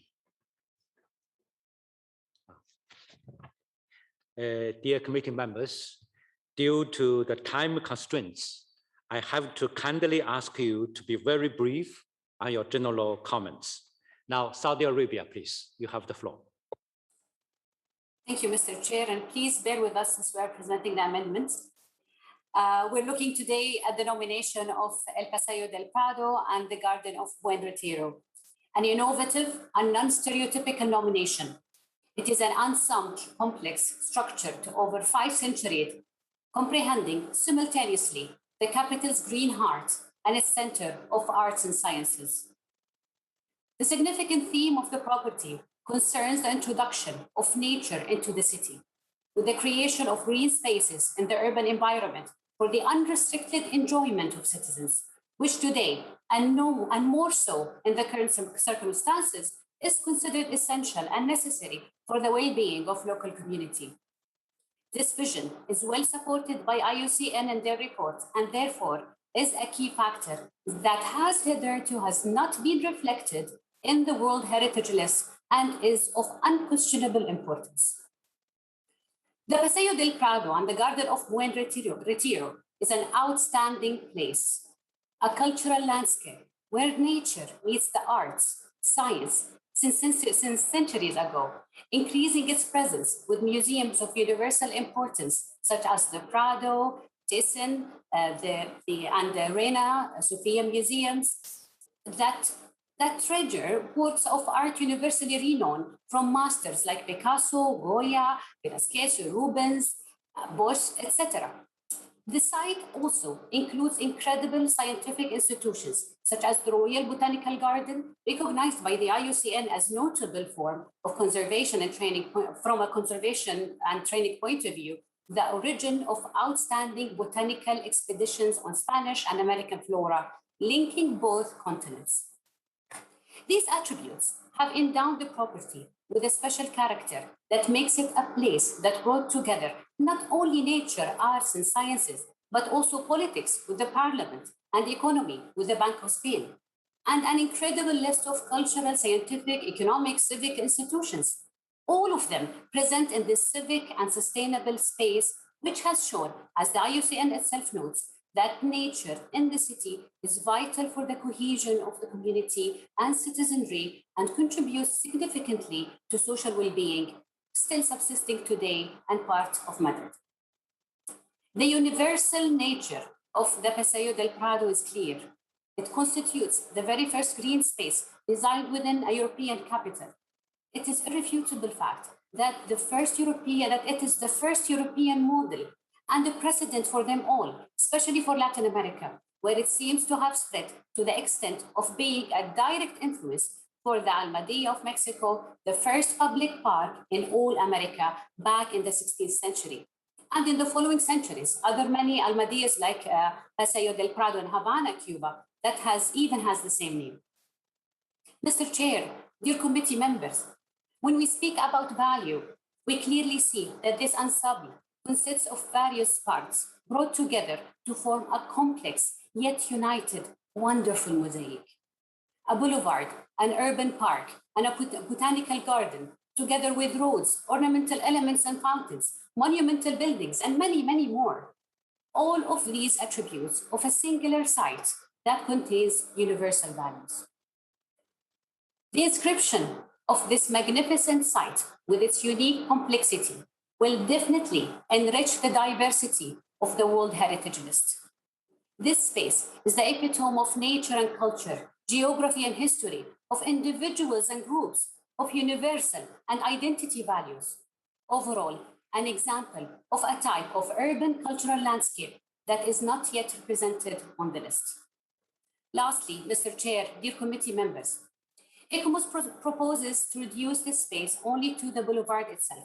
But we would like to give the floor to the state party to present their arguments that explain the complex as a whole and not as a mere union of different parts, and that to reduce the property to a mere tree-lined boulevard would be to misunderstand its complexity and values. Thank you, Mr. Chair. Thank you for your comment. Brazil, please, you have the floor. Thank you, Mr. Chairman. Señor Presidente, la cuestión principal es siempre a ser considerada aquí es la misma siempre, que es, ¿tiene el sitio valor universal excepcional o no?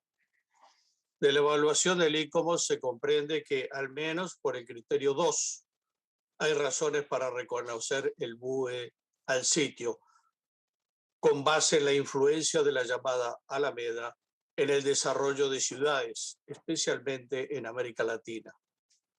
Como latinoamericano, yo puedo atestar que la influencia de la Alameda española en la estructura de la urbanización de las ciudades hispanoamericanas es clarísima y difícilmente cuestionable. Y eso también es válido para el criterio 4. La Alameda española ilustra dos periodos relevantes de la historia humana: el absolutismo del siglo XVI y el iluminismo del siglo XVIII. En todo lo que eso significó para la historia de España, de América Latina y del mundo, y que también se refleja en los movimientos artísticos y en la evolución científica de ese periodo, muy presentes en el Museo del Prado y los jardines botánicos reales, caracterizando el criterio 6. En todo caso, cualquiera de los tres criterios ya es suficiente para el reconocimiento del BUE del sitio. Hay además algunos puntos técnicos que han sido suscitados por ICOMOS con respecto a los demás requisitos para la inscripción en la lista, los cuales han sido muy bien aclarados por la distinguida delegada de Arabia Saudita. Estamos de acuerdo con Arabia Saudita y apoyamos su propuesta de enmienda para la inscripción del sitio. Pero si usted me permite, señor presidente, nos gustaría también poder escuchar al Estado, a España, con respecto a algunos de esos puntos, en particular sobre el tema de la protección jurídica del sitio, considerada por el órgano evaluador en una curiosísima formulación como suficiente pero deficiente. Así, podría el Estado parte aclarar la cuestión de la protección jurídica identificada en el informe del ICOMOS como protección jurídica con ciertas deficiencias. Gracias, señor presidente. Thank you for your comment. As requested by the committee members, I will give floor to the state party and kindly ask you to focus on the questions raised after the committee members. Now, Norway, please, you have the floor. Thank you, Mr. President. Norway has written the document carefully.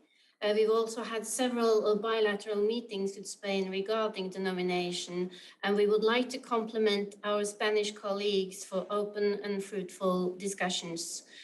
I have to admit also that I've been to Paseo del Prado y el Parque del Retiro many times, and I know how wonderful it is.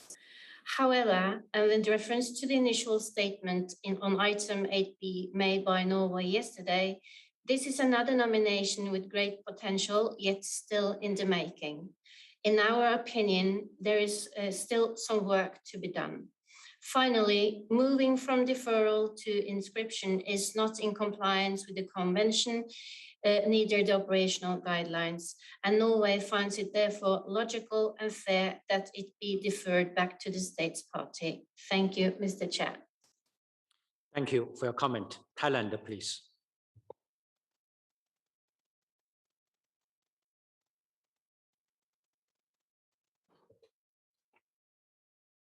Thailand, please. Oh, Ethiopia, you have the floor first. Thank you very much, Chair. We intervene to support the proposal made by Saudi Arabia in amending the draft decision so that this wonderful site can be inscribed in the World Heritage List. We believe, as was stated by previous delegations, criteria 2 and 4 are met, and that the state party is undertaking sufficient legal protection for the site. Chair, we don't need to go into the extensive details for the sake of time, but the cultural and natural input of this site has been well recognized. Its contribution to other parts of the world in terms of urban development is also recognized. Therefore, we suggest moving this to the inscription list, and we believe also that it is within the mandate and in line with the operation guidelines inscribe it. Thank you very much. Thank you for your comment. Russia, please.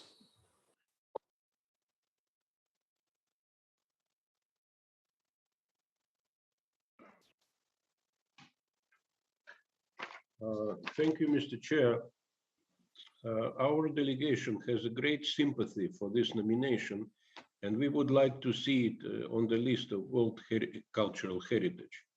There are few cities in the world where one could find such a great concentration of culture, science, and history on a relatively small territory.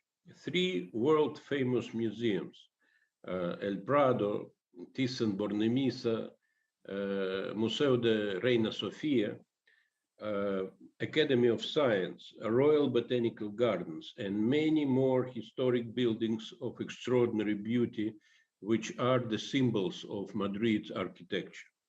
And the unifying idea is, to my mind, is the unique urban landscape that makes up the image of integrity of the property. I would say that the title of the property is extremely correct and precise, the landscape of art and science. Obviously, Paseo del Prado is also a meeting point of at least 4 centuries of Spanish history, culture, and fine arts. For me, as a person who spent 10 years of my life in Madrid, it is difficult to understand how this part of the city could lack the outstanding universal value. I call upon the committee members to have a fresh look at this property, and with all due respect of convention and the operational guidelines, to appreciate it as a unique and original nomination which could enrich the notion of World Heritage. That's why we support the amendment to the draft decision, and we would like to have the consensus on this interesting and promising nomination. Thank you, Chair. Thank you for your comment. Uganda, please, you have the floor. Thank you, Chair. Reflecting on the draft decision deferring the inscription of Paseo del Prado and Bionere to landscapes of arts and sciences on the World Heritage List, Uganda is convinced that the proposed amendments to instead inscribe the 2-in-1 property on the list are satisfactory, comprehensive, adequate, and technically proficient in their scope, justification, and other related content. Chair, citing particularly the supposed narrowness of the concept of Hispanic Alameda and its influence in Latin America as claimed by the draft decision, the amendments on the contrary proclaim a solid and comprehensive statement of its outstanding universal value, accompanied by a plausible background and or history of the site and the justification of inscription under criteria 2 and 4. Furthermore, Chair, in as far as the nominated site's boundaries, buffer zone monitoring system, its historic buildings documentation, and conservation management planning system are concerned, the proposed amendments demonstrate the recognition of the essentials for any heritage site seeking inscription. Herein, Chair, the concerned state party considers its willingness to comply with these requirements to the extent that it would not be necessary to invoke some expert mission to visit the site at this point in time.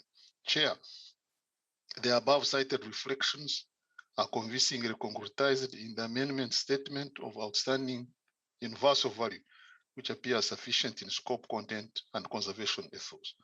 For this reason, therefore, my delegation joins fellow committee members in support of the amendments to drop deferring the nomination and instead to have the site inscribed on the World Heritage List. I thank you.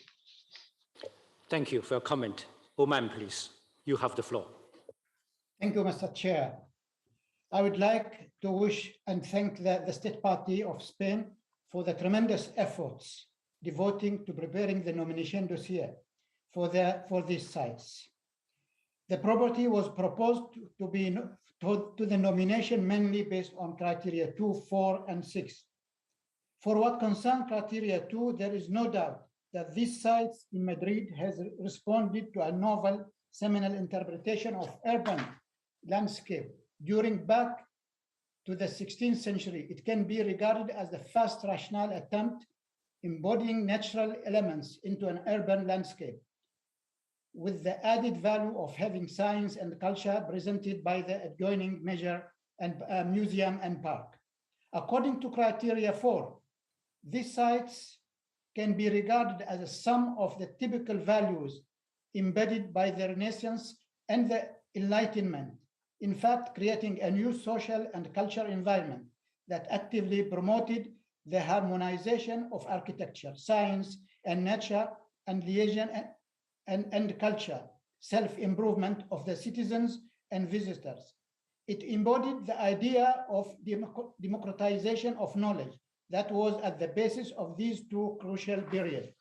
For criteria 6, the idealistic model that led to the creation of these sites that was exposing all citizens to the halo of art, culture, and science is undeniably one of the founding principles, if not the main founding principle of our modern society.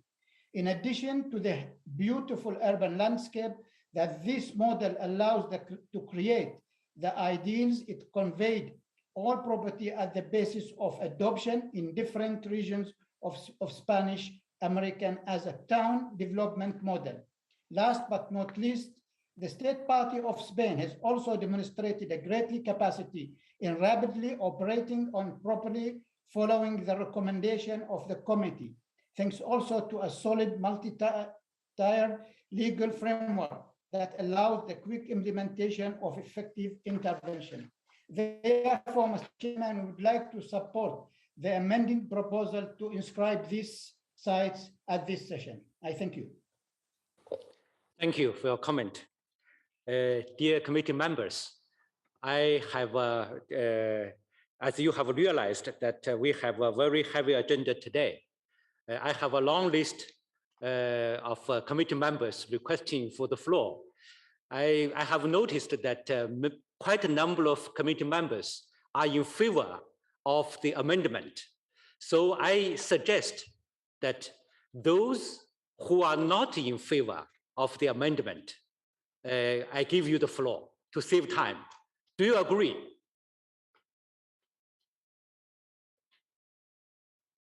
So I suggest you cancel the request for floor. Then those who are not in favor, I give you the floor.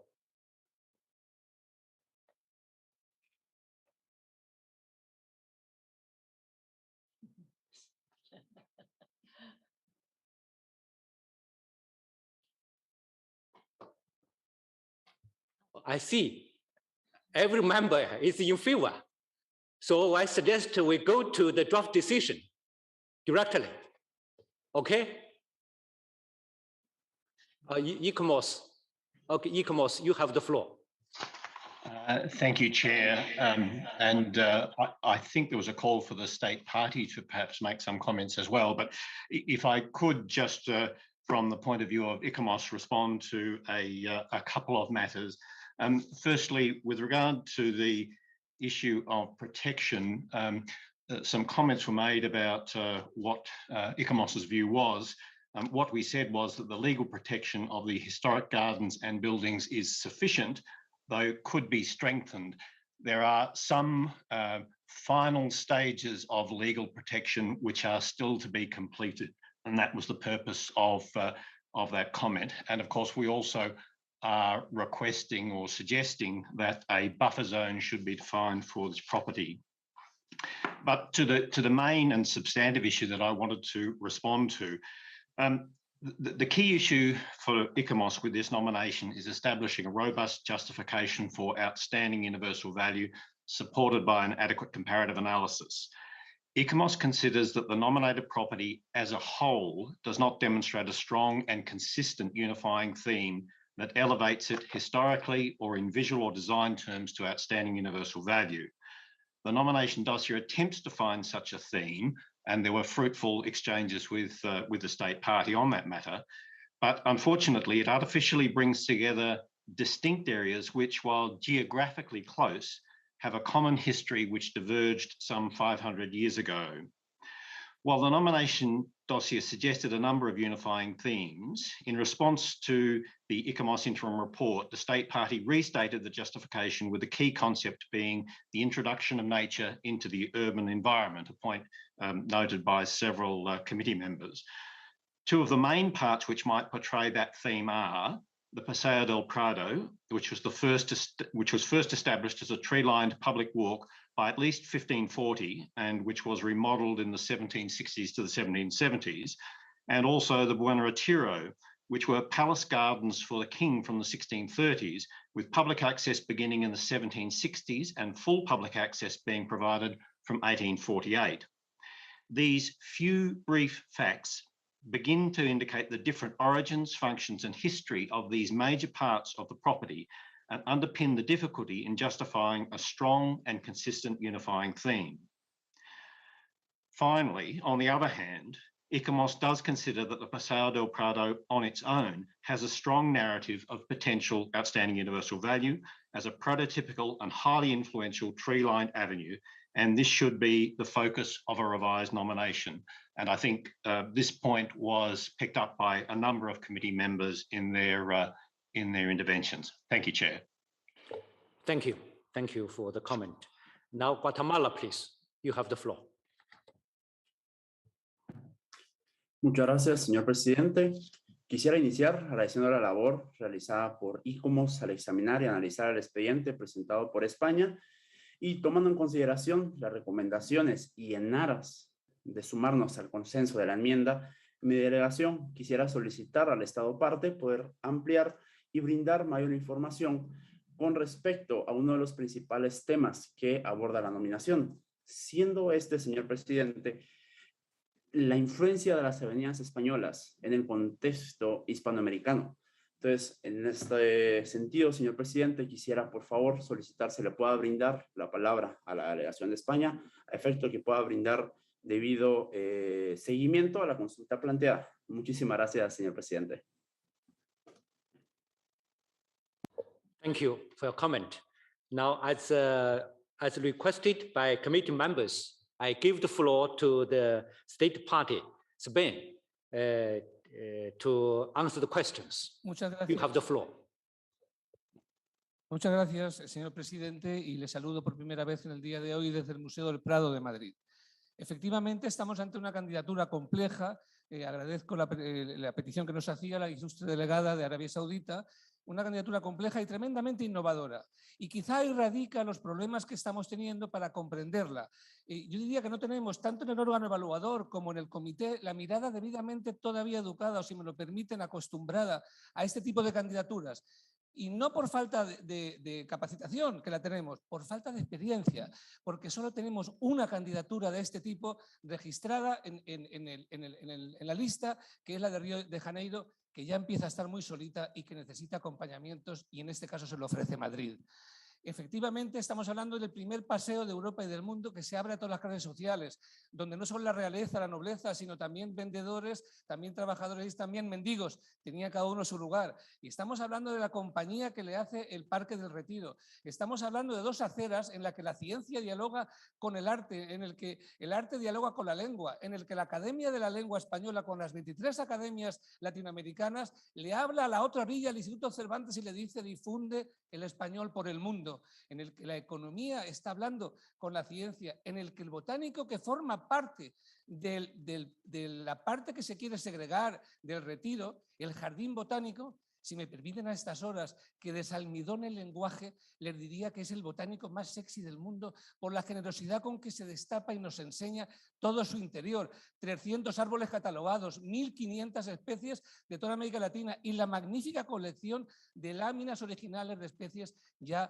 absolutamente desaparecidas en otros continentes.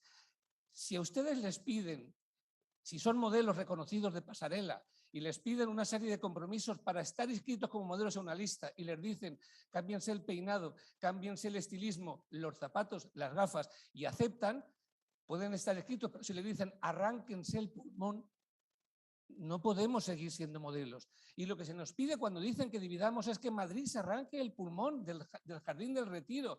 No puede, y tampoco puede divorciarse de él el Paseo del Prado, que está absolutamente conviviendo en feliz matrimonio 300 años en verde y natural matrimonio. El acta matrimonial que lo certifica es la cartografía existente de 3 siglos. Por eso digo, admito la complejidad, pero no podemos admitir que eso nos desgarre una parte de Madrid de la forma que se plantea solo para poder ser inscritos. Hemos recogido todos los requisitos que ICOMOS nos plantea para poder ser modelos inscritos. Este no lo podemos entender, pero es que hemos añadido más, hemos añadido la creación de una zona de amortiguamiento. Y contesto a otras preguntas, efectivamente, tenemos protección legal. La ley española protege a los que están inscritos como bienes de interés cultural y a quienes sin estarlo ya tienen el expediente en marcha. Por tanto, los 35 bienes del elemento están con perfecta protección.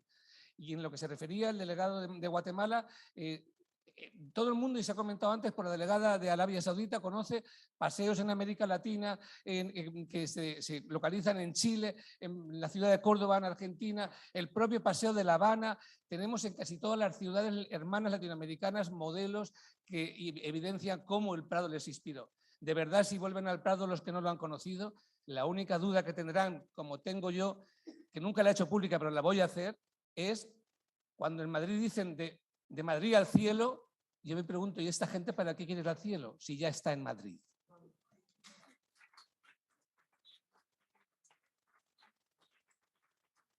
Thank you for answering the questions.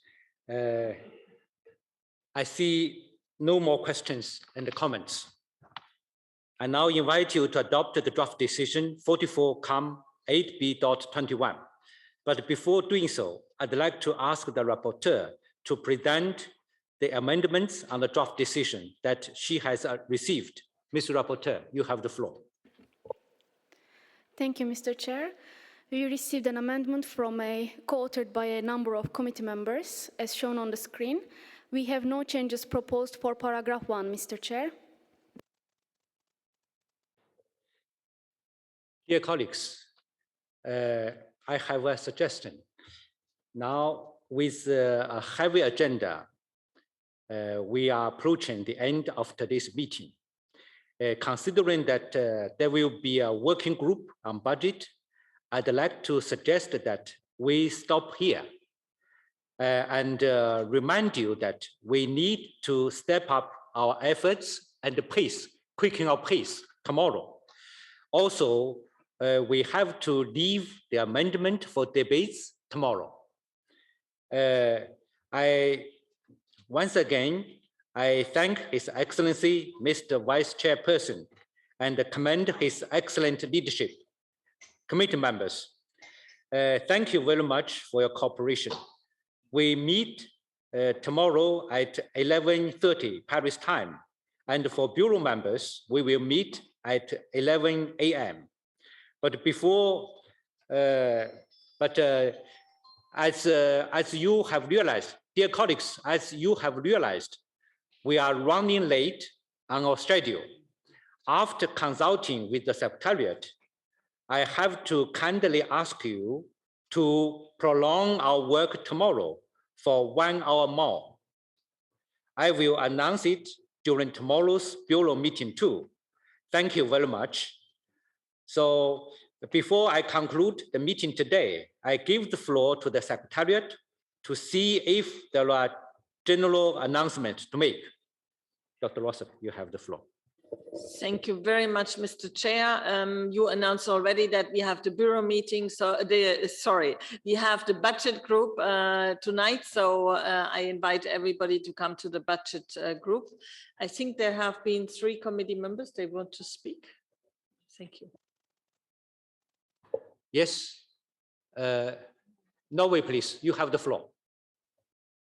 Thank you, Mr. Chair. This is only a comment because I thought we were going to go through the draft decision, and we only have 2 minor comments on paragraph 4A and 4C for the draft decision on Paseo del Prado. We talk about it tomorrow. Yes, I know we talked about, but is Paseo del Prado adopted? I'm sorry about the misunderstanding. No, yeah, we can have the debate tomorrow on the text. Okay, sorry. Then we'll read it. Yeah. Okay, Tomorrow sorry. we Thank have you, a debate. then we'll come back tomorrow. Thank you. I have taken note of the request for floor of some committee members. I will give you the floor when we resume our meeting. So, Oman, you want to speak now or tomorrow? No, I would like to speak now for half a minute, Your Excellency. Okay, no problem. You have the floor. This decision is straightforward, and I join Norway. I think is very slight modification. If we can give 5 minutes, it's not going to be the end of the world. So we can end this decision and we start tomorrow fresh. That's my suggestion. I thank you.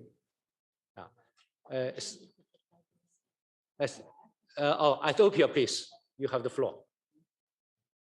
I tend to agree with the wisdom of my brother from Oman. I think we can finish this fairly quickly and then start afresh with a new decision. Thank you.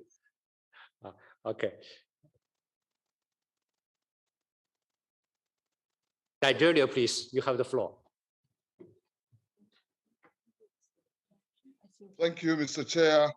I also agree with Norway, Ethiopia, and Oman that this is just a minor, modification, minor suggestions. So we take it and then we start afresh tomorrow. Thank you, Mr. Chair. Okay. Yeah. Yes, I think as requested by the committee members, then we can go through the text. Okay, Mr. Rapporteur, you have the floor. Thank you, Mr. Chair. We have no modifications proposed for paragraph 1, Mr. Chair. Yes, approved. Yeah, go ahead. Paragraph 2 reads, inscribes Paseo del Prado and Buen Retiro, a landscape of arts and sciences, Spain, on the World Heritage List on the basis of criteria 2, 4, and 6. Do you accept?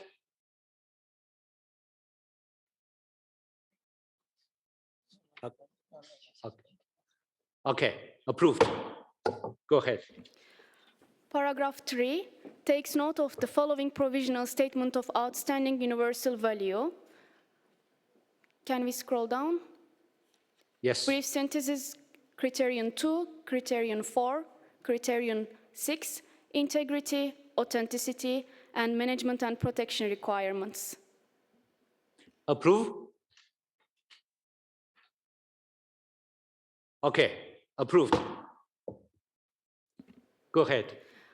Paragraph 4 recommends that the state party give consideration to the following. We have no changes for 4A and 4B. Then I can continue with 4C. We have an amendment and minor modification proposed by Norway just for the clarity of the reading.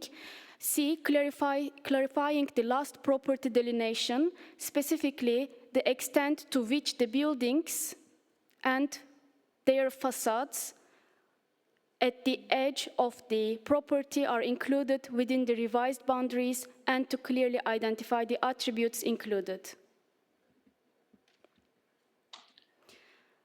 Shall we? Yeah. For the, do you accept?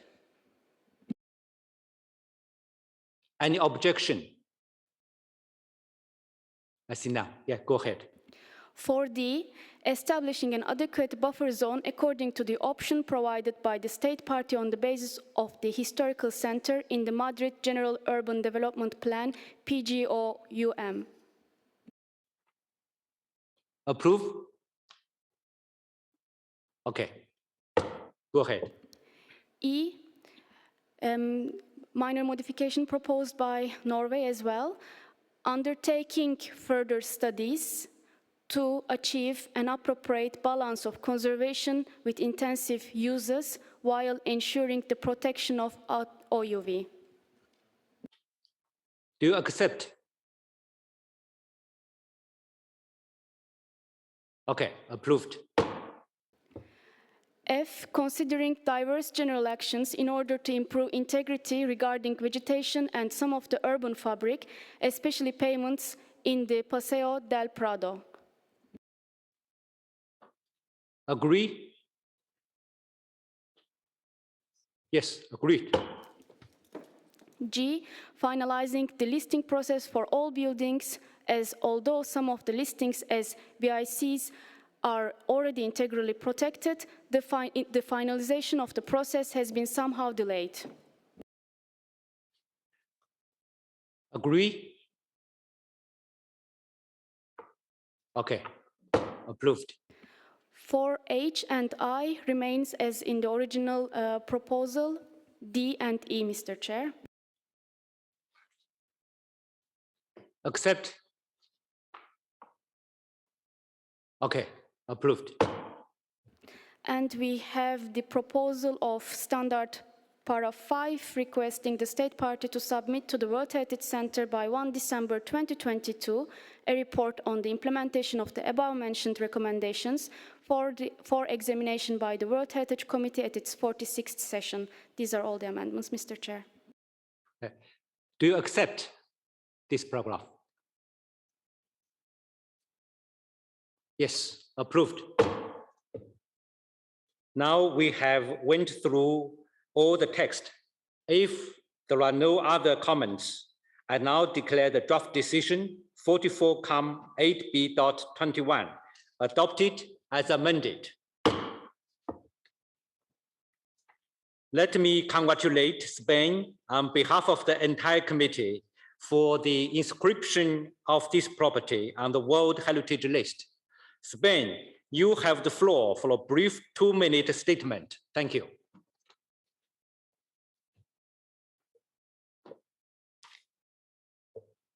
Muchas gracias, señor presidente, y muchas gracias a todos los miembros del comité, a todos los expertos que desde el Ayuntamiento de Madrid, la comunidad, el Ministerio de Exteriores, el Ministerio de Cultura y a todos los expertos de los países miembros del comité que han intercambiado diálogos con nosotros. Ha sido un esfuerzo enorme que ha tenido su recompensa, que no es en absoluto un regalo, sino que es una obligación que se adquiere. Tengo a mi lado al alcalde de Madrid y ahora les pasaré el micro para que él les salude, pero quiero decirle que lo que hemos hecho hoy no es un fin en sí mismo, sino es una obligación que el alcalde contrae para, a partir de ser patrimonio de la humanidad, preservar y conservar el bien con todos los compromisos que hemos adquirido. Por eso felicitamos a los miembros del comité, a la Comunidad de Madrid, al Ayuntamiento de Madrid y al Gobierno de España por tener un bien más inscrito, el primero en la capitalidad de este país, y agradecemos tanto a quienes han sponsorizado y especialmente a la delegación de Arabia Saudita, que ha sido la que ha defendido la enmienda, como a todos los miembros del comité, el consenso alcanzado. De verdad, tremendamente agradecidos en nombre de España. Les paso con el alcalde de Madrid que quiere saludarles.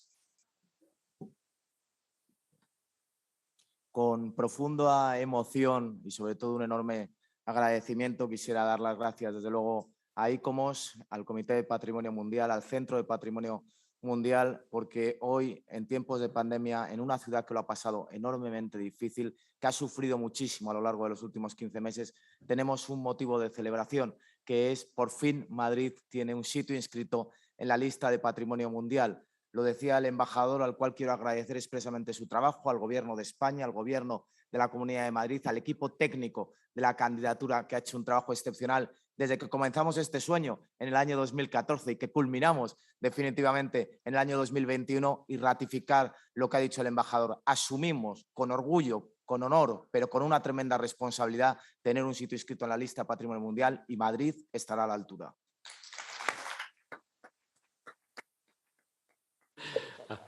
Congratulations once more.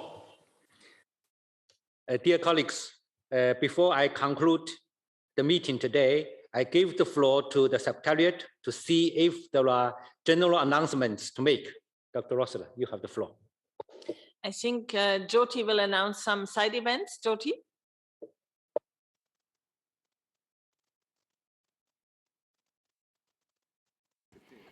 Thank you. Thank you. Thank you, Mr. Chairperson. Thank you, Director. The side event on coordinating conservation of World Heritage and natural protected areas organized by the host country is 3:30 to 5 p.m. Beijing time, 9:30 a.m. to 11 a.m. Paris time. This is tomorrow, Monday, 26 July. There's also a side event on the role of the ranger in protecting and managing the world's natural heritage, organized by WWF, That will be 10 p.m. to 11:30 p.m. Beijing time or 4 to 5:30 p.m. Paris time. Also tomorrow, Monday, 26 July. Thank you very much. Thank you. Dear colleagues, have a good rest. See you tomorrow.